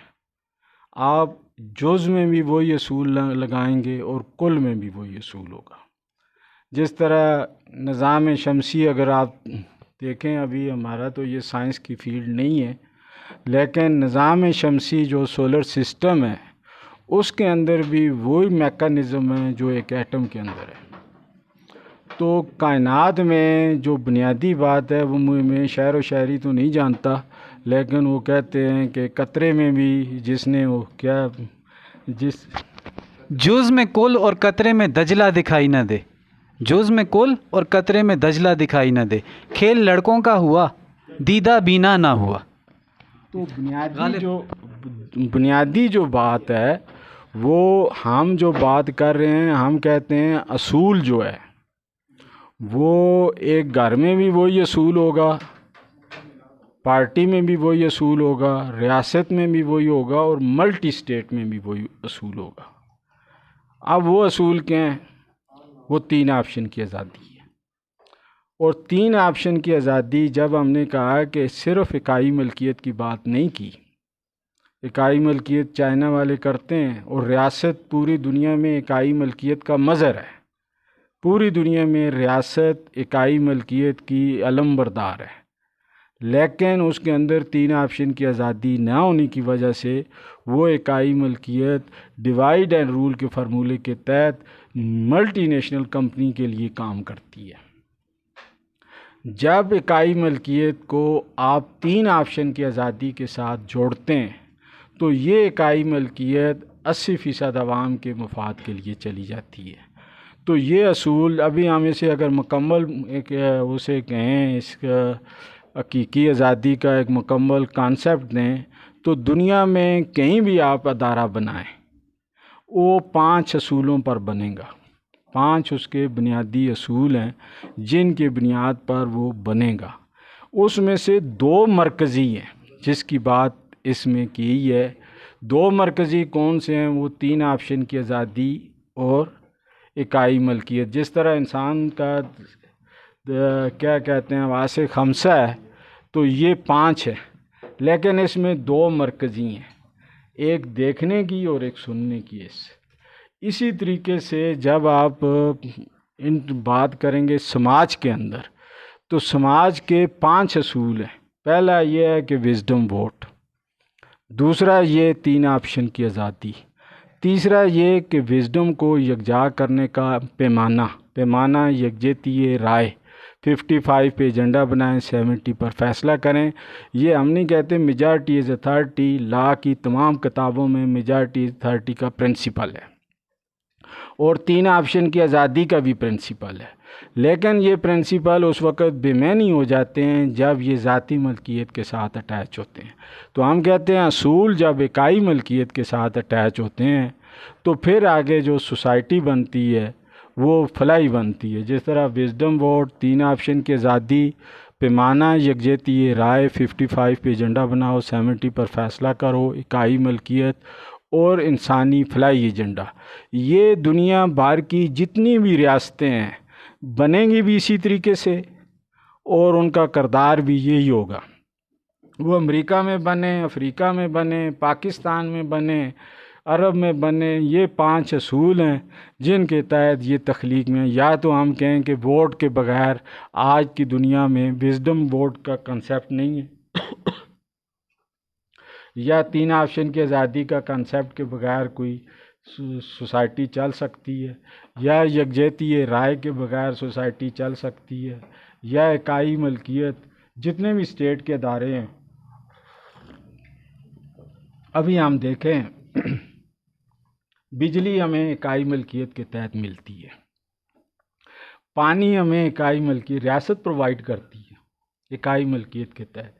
तो रियासत एक बेसिकली हमारे पास मॉडल है इकाई मलकियत का और ये तारीख़ उसे रियासत को बना रही है, ये मल्टीनेशनल नहीं बना रही। तारीख़ का एक दबाव है।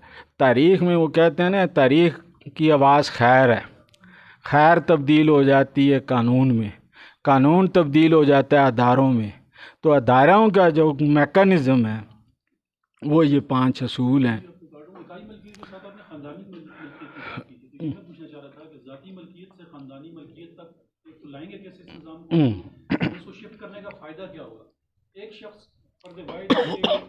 मलकियत में भी अगर जायदाद है तो ख़ानदानी मलकियत जब आएगी उसका भी इम्पैक्ट और असर तो वही होगा। ख़ानदानी मलकियत में जब एक शख्स की नाम से हट के जायदाद ख़ानदान के नाम पे आ गई फॉर एग्ज़ाम्पल, उसका स्टेट लेवल पे क्या फ़ायदा होगा, या उससे हम ग़ुलामी से कैसे आज़ाद हो जाएंगे? हम बेसिकली कह रहे हैं 3 तरह की मलकियतें, ख़ानदानी, सियासी पार्टी और रियासती। एक तो ये, अब तीनों में असूल एक ही होंगे। ख़ानदान के अंदर भी असूल 3 ऑप्शन की आज़ादी और 55-70 का स्केल और ये विजडम वोट एक्सरसाइज होगा, यानी डेमोक्रेटिक ख़ानदान। फिर यही असूल पार्टी के अंदर होंगे और यही असूल रियासत के अंदर होंगे। तो ये वो बात कही थी कि ख़ानदान एक बेसिकली माइक्रो इकाई है और रियासत उसकी हाईएस्ट इकाई है। करैक्टर दोनों का एक ही है। ख़ानदान के अंदर भी ख़ानदान भी वेलफेयर करता है। अब ये जो इंडिविजुअलिज़म की सोच है, ये दरअसल अनार्की की पैदावार है। इंसान समाज के बगैर ना ज़बान सीख सकता है, ना मेहनत कर सकता है। तमाम चीज़ें, इंसान की ज़रूरत समाजी है। या तो KLG में किसी पहाड़ में बैठ जाऊंगा तो मेरी तमाम ज़रूरतें पूरी होंगी, नहीं पूरी हो सकती। इंसान की ज़रूरतें समाजी हैं। इंसान का जो सलाहियत है वो समाजी है। इंसान का शऊर समाजी है। इंसान के जो मार्केट है, और अब मार्केट की भी बात करें जो एक हमारे इक़्तिसादियात, तो वो भी समाजी है। और जो जो करेंसी है ये भी समाजी है।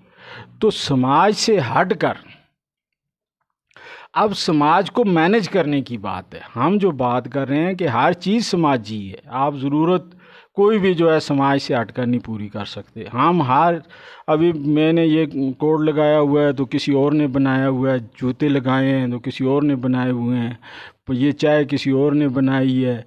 हर चीज़ जो है हम एक दूसरे की ज़रूरतें पूरी कर रहे हैं। समाज के अंदर इंसान की ज़रूरत, इसलिए हम कह रहे हैं कि जो बेसिकली असबियत की सोच है वो इंसान को दुश्मन की बुनियाद पे बनाया गया। अब घर के अंदर दुश्मनी की पैदावार क्या होती है?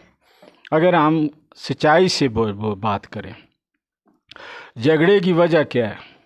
ख़ानदानों के अंदर ज़ाती मलकी जी, राय की भी आज़ादी नहीं है। जहाँ ज़ाती मेरे पास पैसे हों, बाकी सारे लोग कहेंगे जी आए यार इसकी बात नहीं सुनेंगे तो ये सारे हमें जो है खाना पीना हमारा बंद कर देगा।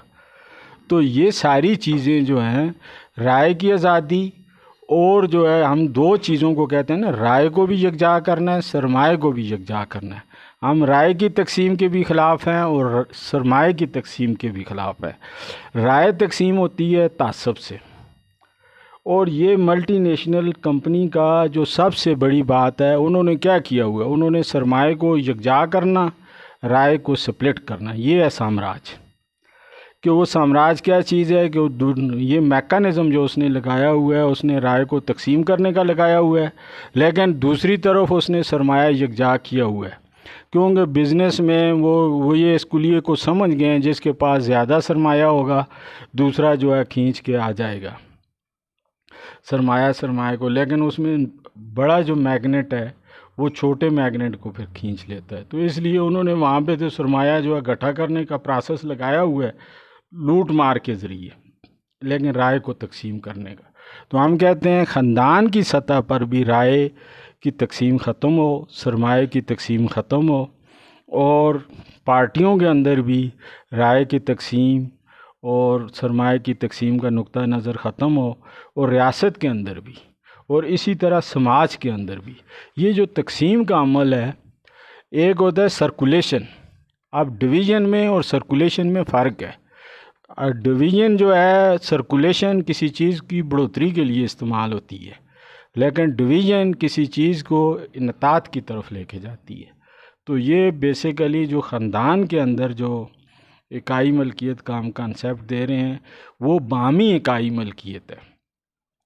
आप ना बनाना चाहें तो ना बनाएं, लेकिन बुनियादी बात है, हम कहते हैं जो भी 3 ऑप्शन की आज़ादी के तहत शऊरी तौर पर, कानूनी तौर पर, रज़ाकराना तौर पर बातचीत करे वो सारी की सारी जो है ख़ानदानी मिल्कियत। फराज साहब का एक क्वेश्चन और था कि जब हम पूरी दुनिया की बात करें, पूरी दुनिया की बात हो रही है, यानी वर्ल्ड पॉलिटिक्स की बात हो रही है, एक इंटरनेशनल लेवल की रेवोल्यूशन की बात हो रही है जो साथ के साथ अरब लोगों को इनकम्पस करता है, तो then why are we are limiting ourselves to Indus valley civilisation? हम इंडस धरती या कश्मीर की हद तक को लिमिट क्यों कर रहे हैं, एक लोकल हवाला क्यों ले रहे हैं? यही आपका क्वेश्चन था कि हाँ, मतलब उसको इतना लोकलाइज लेवल पे और ज़्यादा लिमिट करके बात करने के बजाय हम पूरी दुनिया की अगर बात करें तो इतना लोकल, ये भी एक तरह की कोई असबियत तो नहीं है, लेकिन फिर भी क्यों इसको बैनुल अक़वामी जी जी। आज़ादी टॉपिक है ना, आज़ादी की जब हम बात कर रहे हैं, कश्मीर की आज़ादी की जब बात होगी तो हम ज़बरदस्ती उनको, अगर वो फॉर एग्ज़ाम्पल इंडस वैली के राइज करदा निज़ाम के अंदर नहीं रहना चाह रहे, उनको 3 ऑप्शन की आज़ादी आप नहीं देंगे, आपसे डिफ़र करें या सवाल उठाएं, वो कहें जी हम अपनी अलग से रियासत बनाना चाह रहे हैं। कश्मीर की अगर रियासत की बात करें, वो कहें जी हम इंडस वैली के अंदर, या आप जो निज़ाम पेश कर रहे हैं आप ज़बरदस्ती हमें अपने साथ क्यों शामिल कर रहे हैं? हमें भी 3 ऑप्शन की आज़ादी है, हम अलग से अपनी रियासत बनाएंगे, हमें आज़ादी राय का हक़ हासिल है, तो इसको आप कैसे मीट करेंगे? विच गोज़ अगेंस्ट द 3 ऑप्शंस। हाँ, अच्छा, तो पहले तो ये कि उसको लिमिट क्यों कर रहे हैं आप लोकल सतह पर? नहीं, लोकल सतह पे नहीं कर रहे। बात यह है, पहले भी बात की है कि जोज़ में भी वही असूल होता है, कुल में भी वही असूल होता है, माइक्रो में भी वही असूल होता है, मैक्रो में भी वही असूल होता है। आप असूल को प्रैक्टिस माइक्रो पे लेवल पे करेंगे तो वो कन्वर्ट हो जाएगा मैक्रो लेवल पर, आप मैक्रो लेवल पर करेंगे वो माइक्रो की तरफ आ जाएगा। ये असूल की बुनियादी डेफिनेशन है। ये डेमोक्रेसी अगर इंटरनेशनल होती, अमेरिका में होती, चाइना में होती, रशिया में होती, पाकिस्तान में पहुंच जाती। ना अमेरिका में डेमोक्रेसी है, ना रशिया में है, ना चाइना में है। जो वर्ल्ड पावर, जो सुपर पावर्स हैं, वो सारी की सारी इजारादारी है, डेमोक्रेटिक नहीं है, इसलिए पाकिस्तान में नहीं आई। तो मेरे कहने का जो मकसद था कि माइक्रो लेवल पर आप डेमोक्रेटिक प्रैक्टिस करेंगे तो बढ़कर जो है मैक्रो लेवल पर जब करेंगे तो माइक्रो की तरफ आ जाएगी, जब माइक्रो लेवल पर करेंगे तो बढ़ के ऊपर की तरफ चली जाएगी, फैल जाएगी। ये हम लिमिट नहीं कर रहे। और दूसरी बात ये है, समाज के अंदर हर एक का घर होता है। आप जोग्राफिए से आज़ाद ज़िंदगी नहीं गुजार सकते। इंसान इस कायनात में ज़मीन है जिस पे वो है, वो चाँद पे भी नहीं ज़िंदा रह सकता, मरीख पे भी नहीं ज़िंदा रह सकता। ये जोग्राफिया जो है ये हमारी ज़िंदगी है। तो जब हम समाज की बात करते हैं तो समाज में घर है, हमने किसी के घर तोड़ने की बात नहीं करते, हम अपने घर को महफूज बनाने की बात करते हैं। तो इंडस धरती एक हमारा घर है, तो उस हवाले से बात करते हैं। Sir it was Bashir Ahmad नाम है जी मेरा, फारिग आदमी हूँ बिल्कुल।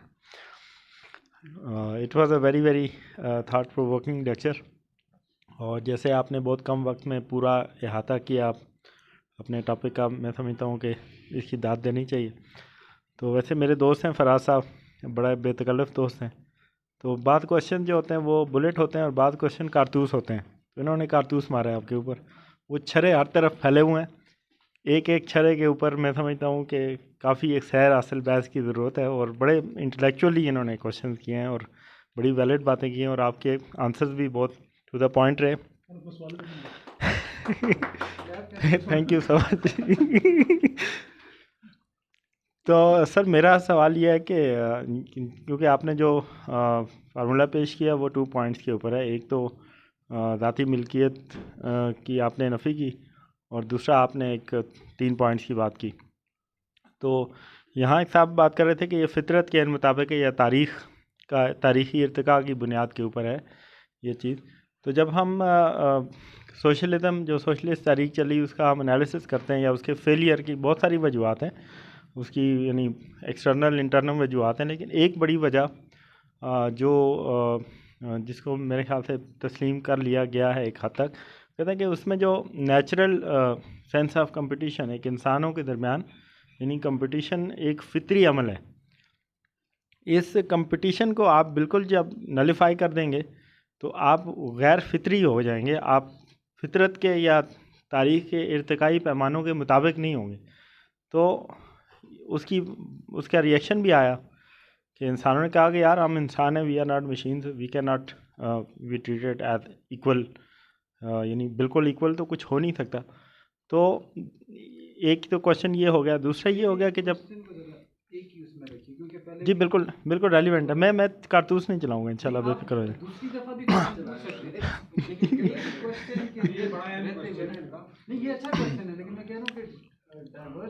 नहीं डाइवर्स नहीं होगा इसी क्वेश्चन के अंदर बिल्कुल।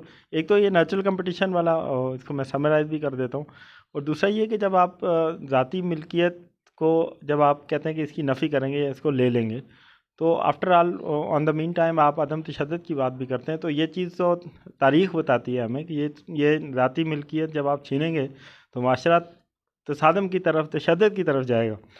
तो इज़न्ट इट पैराडॉक्स और कॉन्ट्राडिक्टरी स्टेटमेंट? तो आपकी वजाहत। एक थोड़ा सा ऐड कर लें, क्योंकि इंसान की बनावट ऐसी है, आप बोले ज़रा। इंसान की बनावट इस तरह की है ना कि सेल्फिश है वो ना। तो डू यू बिलीव कि ये हो सकता है, आप सबको राज़ी कर लेंगे? मैं वैसे उसका आंसर देता हूँ, बाकी मुझे तो ऐसा है जी कि ज़ाती मलकियत का जो कॉन्सेप्ट है ना, वो है कि आप मेहनत से नहीं भाग सकते। मलकियत को वो किसी इंडिविजुअल के अकाउंट में नहीं जाती। मलकियत तो अपनी जगह पे ही जिसकी जितनी है वो उसी तरह रहती है, लेकिन एक चीज़ ये है कि जब आप उसको तकसीम करते हैं, हाँ, तो वो आपकी स्ट्रेंथ कम होती है। मेहनत को और मलकियत को यकजा रख के मेहनत को उसमें पूल किया जाए। अगर मेहनत पूल की जाए तो आप उसमें स्टेट को भी आप फ्लरिश कर सकते हैं, आप अपने कुंबे को भी फ्लरिश कर सकते हैं, ठीक है। आप अगर पार्टी की बात करते हैं तो पार्टी को भी फ्लरिश कर सकते हैं। लेकिन बात यह है कि उसके पीछे जो असल चीज़ है वो इकाई है। इकाई यही है, जुड़त है कि यार कि अगर आप डिवाइड करेंगे तो आप जिस तरह से भी देखें, बाप की जायदाद होती है और बेटों में तकसीम हो जाती है, बेटियों में तकसीम हो जाती है, स्ट्रेंथ कम होती है। अच्छा, वो एक ही जगह पे होते हैं, ठीक है, लेकिन वो अपनी ताकत को कमज़ोर कर देते हैं। वो जायदाद जैसे भी रहे, लेकिन वो रहे इकट्ठी। और उसके बीच में अगली बात ये है कि मेहनत जो जो कर रहा है, जहाँ जहाँ कर रहा है, वो उनमें रहे इत्तेफाक, वो रहें यूनिटी के साथ और मेहनत को करें पूल पूल करके। तो उसमें ये है कि वो पूरे कुंबे की वेलफेयर पे लगाएं। जब पूरे कुंबे की वेलफेयर पे लगाएंगे तो उसकी अगली बात ये है कि ना कोई गरीब रहेगा, ना कोई अमीर रहेगा, ना कोई तगड़ा होगा, ना कोई कमज़ोर होगा। तो इसमें जो है ना जी, वो ख्वाहिशात नहीं है, ख्वाहिशात नहीं, ख्वाहिशात नहीं है, ये प्रैक्टिकल बात करो। नहीं चले बहरहाल एक राय है, ठीक है, उस पर बात कर सकते हैं। जैसे नासिर भाई ने बात की ना, ख़ानदानी मलकियत के जवाज़ को इन्होंने जस्टिफाई करने की कोशिश की। तो मैं ये समझता हूँ कि जैसे सर ने फरमाया, ज़ाती मलकियत की हद तक जो मसाइल आते हैं, मेरे ख़्याल में जब आप इसको कन्वर्ट करने की कोशिश करेंगे ख़ानदानी मलकियत या इकाई की मलकियत में, वो मसाइल अपनी जगह पे मौजूद रहेंगे। मिसाल के तौर पे यही सवाल उठेगा कि एक इंसान की ज़ाती हद तक उसके पास कितनी प्रॉपर्टी होनी चाहिए या कितना सरमाया उसके पास होना चाहिए। फिर एक ख़ानदान की हद तक भी इस बेसिक सवाल यही होगा कि एक ख़ानदान कितने अफराद पर मुश्तमिल है। किसी का ख़ानदान छोटा है, या फिर अगर आप इस पर भी लिमिटेशन लगाते हैं कि एक ख़ानदान मुश्तमिल वही 7 इकाई तक होना चाहिए, या एक बच्चे 2 या 6 होने चाहिए, उससे बड़ा ख़ानदान नहीं होना चाहिए, फिर तो एक अलग बात है, कदगन अगर लगाते हैं। लेकिन जब आप यहाँ भी 3 ऑप्शन की आज़ादी देंगे ख़ानदान की बढ़ोतरी के अंदर भी, तो फिर और हिसाब होगा, मुख्तलिफ़ ख़ानदान की स्ट्रेंथ जो है अपनी होगी हर इलाके में। तो एक ख़ानदान कितना बड़ा है, उसके पास क्या जो ज़ाती मलकियत है, क्या वो स्टेट प्रोवाइड करेगी, या जो उसको इनहेरिटेड प्रॉपर्टी आ रही है पीछे से चलती हुई, वो उसी पे इक्तफ़ा करेगा। अगर उसका ख़ानदान उसकी इनहेरिटेड प्रॉपर्टी जो उसके पहले आबा व अजदाद थे उससे बढ़ गया है, तो क्या वो प्रॉपर्टी उसकी ज़रूरियात को और उसकी आइंदा आने वाली नस्लों की ज़रूरियात को पूरी करेगी? अगर उसके मरने के बाद आप इसको इनहेरिटेंस की बुनियाद पर डिवाइड नहीं करते उसके लीगल हेयर्स पे, तो मौजूदा वसाइल और मौजूदा जायदाद उसके माजी से बड़े ख़ानदान की ज़रूरियात को क्या पूरा करेगी कि नहीं करेगी।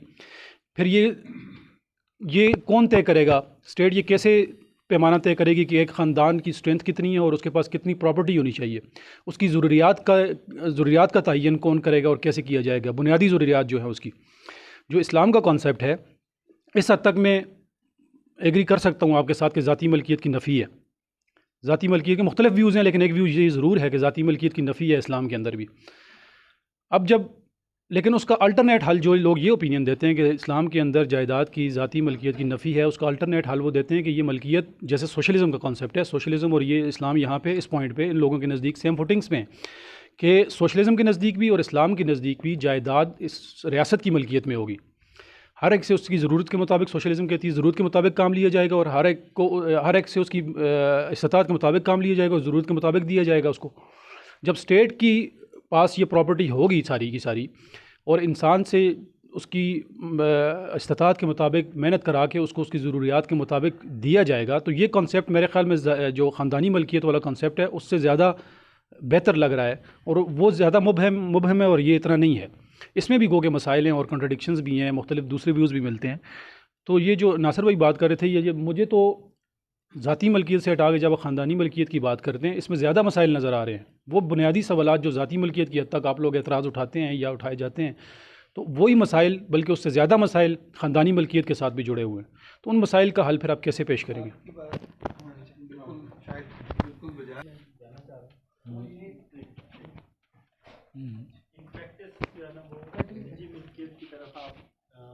नफ़ी की तरफ माशरे को कैसे लेके जाएंगे? आई विल गिव, मैं उसे नहीं देना चाहता ना। फ़र्द की बनावट इस तरह की है, वो सेल्फिश है ना, तो वो कैसे तकसीम करेगा। ये आइडियल आपका जो माशरा है ना, उसको आमादा कर लेंगे, आप कन्वर्ट कर लेंगे। असल में जो हमारे जितनी भी डिस्कशन हो रही है ना, वो इंडिविजुअल कंसेप्ट के तहत हो रही है। जो पहले बात की थी ना कि जिस तरह उन्होंने बात की कि कानून ताकत का नाम है, और दानश्वरों ने भी कहा कानून वो है जो नफाज उसका हो सकता है। अगर उसका नफाज नहीं हो सकता तो अखलाकियात हो सकती है, तो वो कानून नहीं हो सकता। अब जो कानून के नफाज के लिए किसी अथॉरिटी की ज़रूरत है, अब वो अथॉरिटी जो है वो किस तरह बनती है, तो हमने यही डिस्कशन की थी। अथॉरिटी दुनिया में तीन ही है। एक डंडे की अथॉरिटी है, जो हज़ारों साल प्रैक्टिस होती रही है, वो चंगेज़ खान, हलाकू खान बनते रहे हैं, तो वो एक अथॉरिटी थी। वो उस अथॉरिटी को उन्होंने, उनके अल्फाज कानून थे। अब उसके बाद दोबारा एक अथॉरिटी डेवलप होने की कोशिश हुई, वो पैसा है। पैसा एक अथॉरिटी बन के तौर पे सामने आया है, तो वो अथॉरिटी उन्होंने लीगल शेप उसे डिवाइड एंड रूल की दी है। अभी हम कहते हैं ना क्या है, जो लोग हमारी नहीं बात मानेंगे, एक शिनाख्ती कार्ड यहाँ पे कितने हम प्रैक्टिस करते हैं, तो ये क्रिमिनल लोगों को आजकल पकड़ने के लिए उन्होंने क्या किया है, एक नादरा का जो कार्ड है ना, उसको जो है जी ब्लॉक कर देते हैं। कितने लोगों की डिग्रियां जो हैं वो एक्सक्यूट होती हैं सिर्फ नादरा के। क्योंकि मेरा एक क्लाइंट था, वो फ़ौजी था, उसने कहा जी मैं वज़ीरिस्तान भी में हूँ, तो मुझे कौन पकड़ सकता है, अदालतें जो है क्या करेंगी। तो वहाँ तो जाते ही कोई नहीं है, बैलफ नहीं जाएगा, कोई नहीं जाएगा। तो उसने फिर वहाँ रिपोर्ट रहा, अदालत ने जो है डायरेक्शन दी क्या है जी भाई इसका शनाख्ती कार्ड को ब्लॉक कर दो। जो ही ब्लॉक किया उसके पैसे बंद हो गए। जो पैसे बंद हुए तो वो जी दौड़ता दौड़ता आया क्या है जी भाई मेरे जो है ना जी ये कार्ड को वो एक्टिव करा दे। अब एक्टिव तो तभी होगा फिर जब एक्टिव कराने के लिए अदालत ने कहा ज़मानतें दें। ज़मानतें हुई, यानी कि लॉ के हवाले से जब आप बात करेंगे यहाँ पे, इसीलिए हम कह रहे हैं वो क्वेश्चन ये जितने भी हो रहे हैं ये इंडिविजुअल के हैं।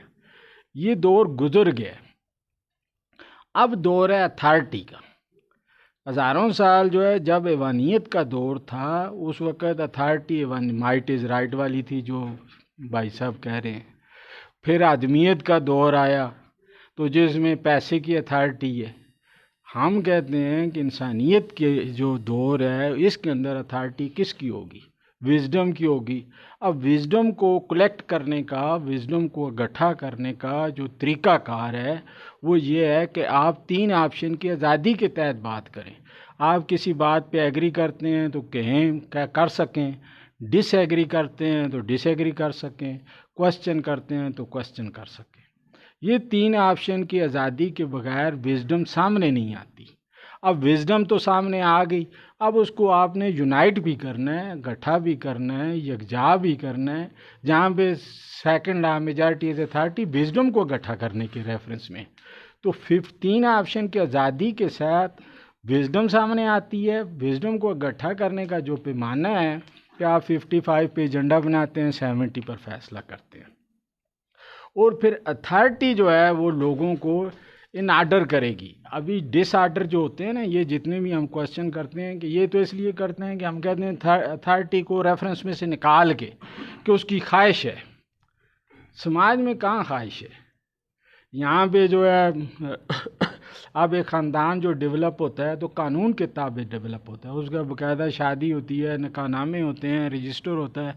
अब ज़ाती मलकियत को कानून तहफ़्फ़ुज़ ना दे तो क्या है जी, ये फराज साहब ने गाड़ी बाहर खड़ी है, कोई चोर ले जाए तो इसको कानून ही तहफ़्फ़ुज़ देगा ना, क्या है जी भाई लेकर आएँ जी यहाँ से ढूंढ कर जी। तो कानून जो है इकाई मलकियत को भी तहफ़्फ़ुज़ देता है, कानून जो है ज़ाती मलकियत को भी तहफ़्फ़ुज़ देता है। तो हमने कौन सा जो है रास्ता अख्तियार करना है, ये बात जी। थोड़ा सा आज़ादी से असल में टॉपिक जो हमारा हकीकी आज़ादी, तो उस पर थोड़ा सा दोबारा आ जाएं कि जो मैं अपनी एक राय देना चाह रहा हूँ। अब एक आज़ादी, जिस तरह काई साहब ने भी अपनी जब गुफ्तगू कर रहे थे तो लफ्ज़ इस्तेमाल किया कि भाई एक मादर पिदर आज़ादी है और एक आज़ादी है, तो हम उसके साथ एक लफ्ज़ बार बार जो रिपीट हो रहा है, या हमारी अमूमन डिस्कशन में ये आइंदा भी आएगा, इससे पहले भी आता रहा है कि हम एक ख़ास स्ट्रक्चर में रहते हुए बात करते हैं, यानी जो एक साइंटिफिक पैटर्न भी है। और मैं माजरत के साथ, यानी हम जितने भी यहाँ पे दोस्त हमारे बैठे हुए हैं, ज़ाहिर है आप लोग भी एक मखसूस स्ट्रक्चर में रहते हुए बात कर रहे हैं, क्योंकि वो रिफ्लेक्शन है जो मौजूदा स्टेट है। जैसे हम कहते हैं बाईपोलर, तो बाईपोलर के बतन से ज़ाहिर है 2 ऑप्शन तकरार को जन्म देते हैं, और उससे पीछे आप चले जाएं तो एक ऑप्शन का सिस्टम जो है वो सिर्फ़ और सिर्फ ताकत प्रस्ती के तहत जो है वो चलता है। तो ये एक नाम नहाद आज़ादी में रहते हुए ये जो इन्वायरमेंट है हमारे पास, तो हम एक नाम नहाद आज़ादी में बात कर, अभी जो मौजूदा हम जो कुछ भी हो रहा है वो एक नाम नहाद आज़ादी के तहत हम बातचीत कर रहे हैं। हम ये कह रहे हैं कि इसमें जो आज़ादी का कि इंसान अगर उसका रियल स्टेटस चेक किया जाए, तो आप जिस धरती पे हैं, हम पैदा हुए हैं, जिस कायनात के अंदर हम मौजूद हैं, तो वहाँ पे तो जबर ही जबर आपको दिखाई देगा। यानी अगर आप तकदीर का कॉन्सेप्ट लें तो तकदीर क्या है कि आपको मज़ाहिब जबरियत की, यानी वो आपको फ़िलासफ़ी नज़र आती है ना डोमिनेट, कि भाई इंसान जो है वो आज़ाद नहीं है, पाबंद है। अगर आप साइंस की रूह से देखें तो साइंस मज़हब से ज़्यादा जो है वो आपको जबरियत की तबलीग करती हुई दिखाई देगी। कि आप अंदाज़ा लगाएं कि मैथमेटिकली आप किसी भी जगह पे डंडी नहीं मार सकते। अगर मैथ की रूह से देखें, एटम को देखें तो वो कितने डिसिप्लिन में है कि वो अपने, यानी अगर वो नेगेटिव फोर्स है, पॉजिटिव है, न्यूट्रल है, तो उससे आप नीचे दसते जाएं तो क्वार्क्स तक जाएंगे आप। तो मतलब कि वो इतना एक मुनज़्ज़म सिस्टम है कि जिससे बनाने वाले को भी, यानी ये है कि पता नहीं क्या खौफ है कि कोई चुरा लेगा। उसने इतना उसे परफेक्ट बनाया है या वो मुनज़्ज़म है कि वो अपने उस स्ट्रक्चर से बाहर नहीं जा सकता। अब ये जो हम बात कर रहे हैं, हम समाज को साइंटिफिक बुनियाद पे समझने की बात कर रहे हैं या उसके स्ट्रक्चर में रहते हुए समझने की बात कर रहे हैं।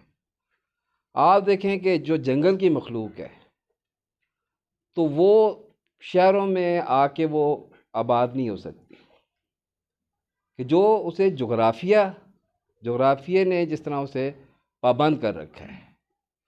अब इसी तरह जो शुमाली इलाका जहाँ था, हमारे बर्फ़ानी इलाके हैं, यहाँ के जो चरिंद परिंद हैं वो मैदानी इलाकों में नहीं जा सकते। तो नेचर डिक्टेट कर रही है, जोग्राफिया डिक्टेट कर रहा है। इसी तरह जो है मैदानी इलाकों के जो जानवर हैं या जो रहने वाले लोग हैं, उनका यहाँ पे आके आबाद होना, रहना उनके लिए वो मुश्किल है।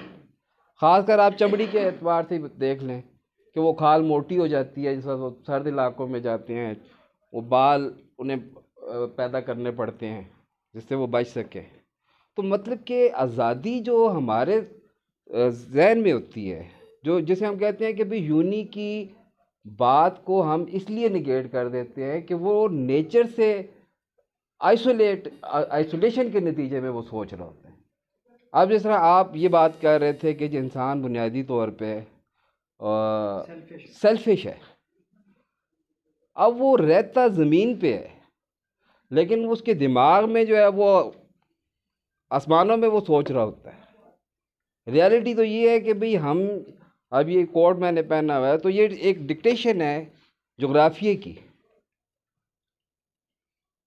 ठीक है। और यहाँ पे हमारा जिस तरह विजन है कि वो आगे पहाड़ है तो हम ज़्यादा शायद पूरा आसमान भी हम यहाँ पे नहीं देख सकते, तो शायद तंग नज़री भी हमारे अंदर जो है वो इस जोग्राफिया की पैदावार है। जबकि मैदानी इलाकों में यानी एक वसी और नज़री आप देखें तो वो एक जोग्राफिया की पैदावार है।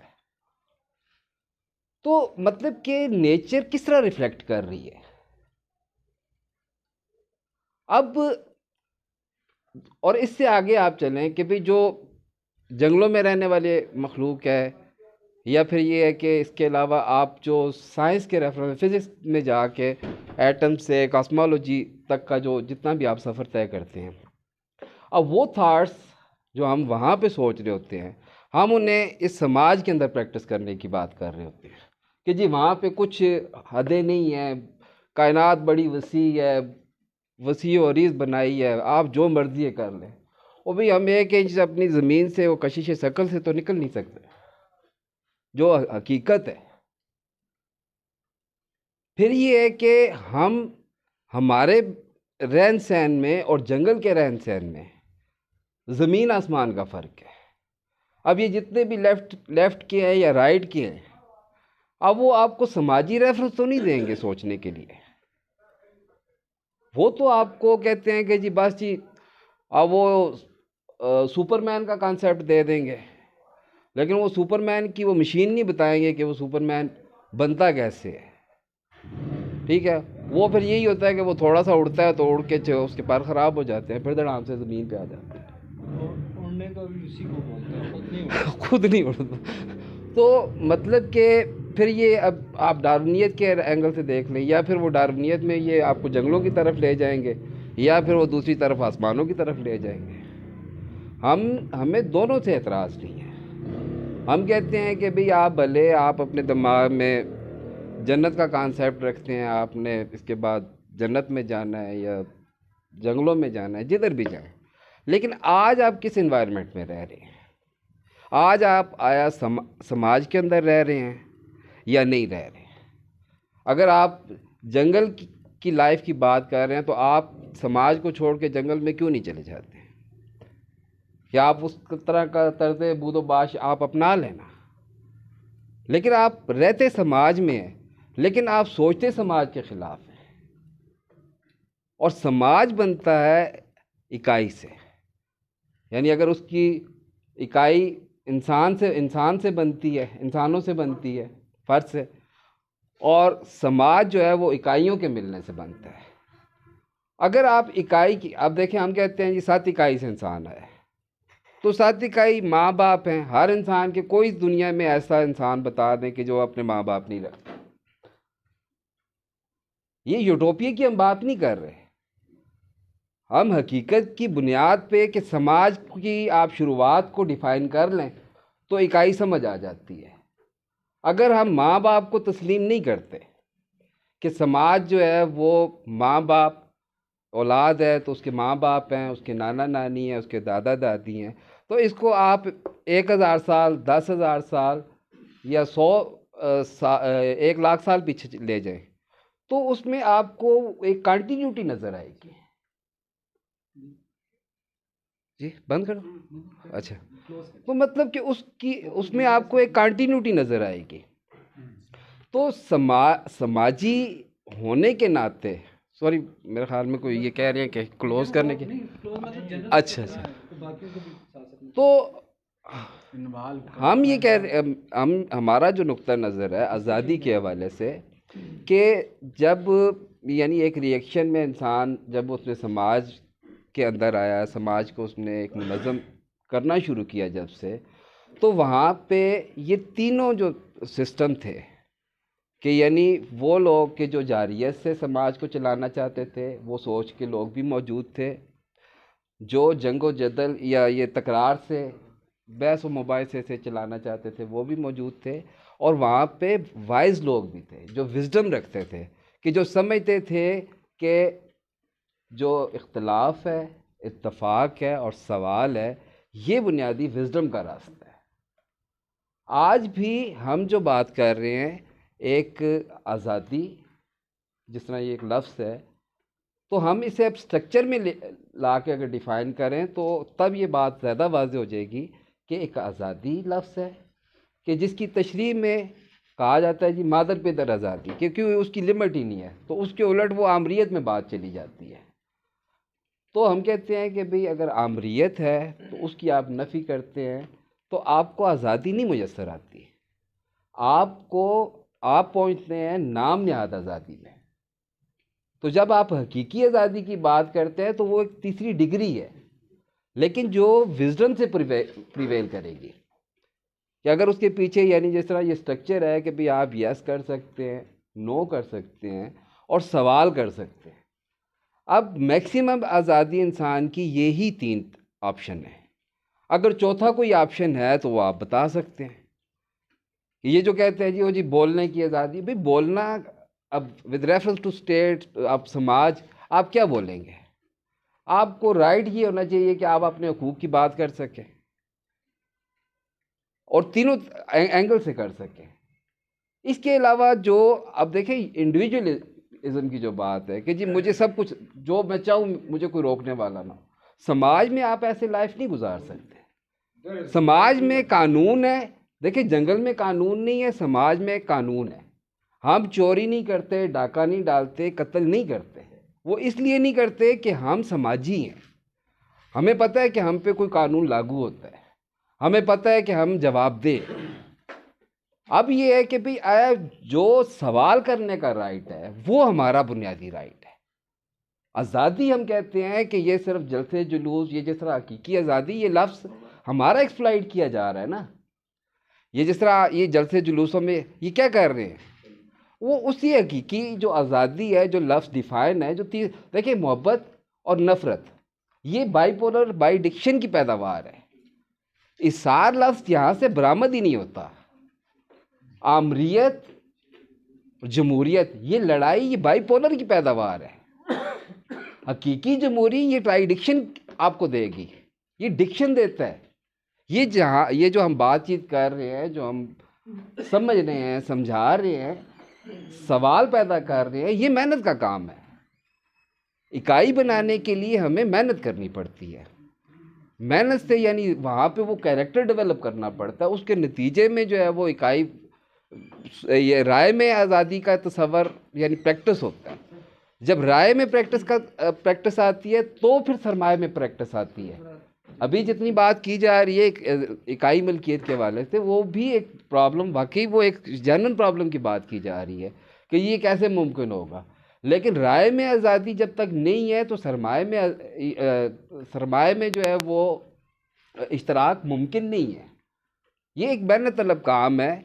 ये जिस तरह शुरू में भी कहा कि ये एक क्रिएटिव काम है, हम अब उसकी बुनियाद रख रहे हैं। आहिस्ता आहिस्ता ये चीज़ें बहस चलेगी, डिबेट्स होती रहेंगी, लोग सवाल भी करेंगे, ख़ुद उसके जवाब भी ढूंढेंगे, तो आगे इंशाल्लाह ये नहीं इसको हम डेवलप कर रहे हैं। ये था कि इंसान बुनियादी तौर पर सेल्फिश है, और सेल्फिशनेस जो है this is very important for survival. मैं सेल्फिश नहीं हूँ तो मैं सर्वाइव नहीं कर सकता। लाइफ सेल्फिश होती है। मेरा बच्चा, मेरी जान, मेरी माँ, मेरा मेरा मेरा मेरा होता है ना। तो हाउ आई विल, मैं कैसे, एक मेरा भाई है सोया हुआ है, मैं उसको क्यों इतनी मेहनत करूँ, डिवाइड करूँ उसके साथ में। इशार की बात और चीज़ है ना, वो इशार है या नहीं है, वो दैट्स अनदर इशू ना। तो आया ये पॉसिबल है, मैं ये बात कर रहा था ना, ये सब जगह फेल हो गया है ना। मैं फ्रांस में होता हूँ, वहाँ 10% वोट मिलता है सोशलिस्ट जो इस नज़रिए के करीब है, बाकी कैपिटलिस्ट ही वो करते हैं। के मानने वाले वो सोसाइटी को तरजीह देते हैं, मतलब इनकी तरजीह मेहनत है। बिल्कुल सही। अगर इनके नज़रिए के मुताबिक सोसाइटी को बनाया जाए तो आपका भाई सोया हुआ नहीं होगा, वो भी एक मेहनत कश होगा। नहीं, दुनिया में कई किस्म के लोग हैं, वो बुरा नहीं है, वो हाँ जी। लेकिन आफ्टर ऑल स्टेट के पास एक मोटिवेशन पावर भी होती है। नहीं देखिए, वो सोया हुआ क्यों है, जस्ट अ मोमेंट, वो सोया हुआ इसलिए है, देखें वो आपकी जो सेल्फिशनेस की बात है, मैं उसको वैसे पॉजिटिवली ले रहा हूँ। वो देखिए, वो सोया हुआ इसलिए है कि आजकल सोता हूँ, मतलब ठीक है, मतलब आप एक ऐसे समाज में रहते हैं जहाँ पे इंडस्ट्री नहीं है, जहाँ पे अपॉर्चुनिटीज़ नहीं है, जहाँ पे स्किल को स्किल डेवलप ही नहीं होता। अगर डेवलप हो जाए तो उसको यूटिलाइज करने की अपॉर्चुनिटीज़ नहीं है, तो यहाँ सोना इज़ द बेस्ट। लेकिन अगर आप जैसे फरमा रहे हैं कि वो फ्रांस में, तो जब आप वहाँ उसे एक इंडस्ट्रियलाइज सोसाइटी में आप ले जाएंगे तो वहाँ वो उसका बिहेवियर बिल्कुल चेंज हो जाएगा। आप ये जो सेल्फिशनेस की बात कर रहे हैं ना, ये सेल्फिशनेस ये भी नेचर की देन है, ठीक है। और हम जो भी ख्याल इस वक्त कर रहे हैं, वो जो जिन हालात में हम रह रहे हैं उसके मुताबिक कर रहे हैं। भाई ने बात की है तो उनका भी बिल्कुल बड़ा जेन्युइन था कि यार कि कब तक आखिर मैंने और कितना मज़ीद पिसना है, या मेरी औलाद ने कितना पिसना है। आपकी बात है तो आपकी बात भी बड़ी जेन्युइन है कि यार ये सेल्फिशनेस, एक शख्स इतना सेल्फिश है कि वो कहता है कि मैं सो के खाऊं, ठीक है, मुझे करना कुछ ना पड़े, ठीक है, नवाला मुंह में जाके पड़े। तो ये बात इसलिए हम कर रहे हैं क्योंकि हमारे पास हालात ऐसे हैं, हमारे पास जो राइज निज़ाम है उस नहीं, उसमें उसकी सुस्ती जो है ना, वो बेसिकली राइज निज़ाम का प्रॉब्लम है, समझिए उस बात को। उसमें बनावट की बात नहीं है। बनावट की बात ये है कि जब एक बंदे के पेट में रोटी नहीं होगी ना, तो वो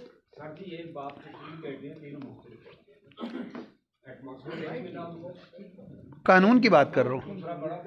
एक ठीक है, हो सकता है एक ये सारी जो डिस्कशन कर रहे हैं, इसमें स्टेट अपरेटस को हम अभी तक अंडर डिस्कशन नहीं ला रहे। ये जो स्टेट अपरेटस होता है, ये ऐसा एक्टिव करेगा।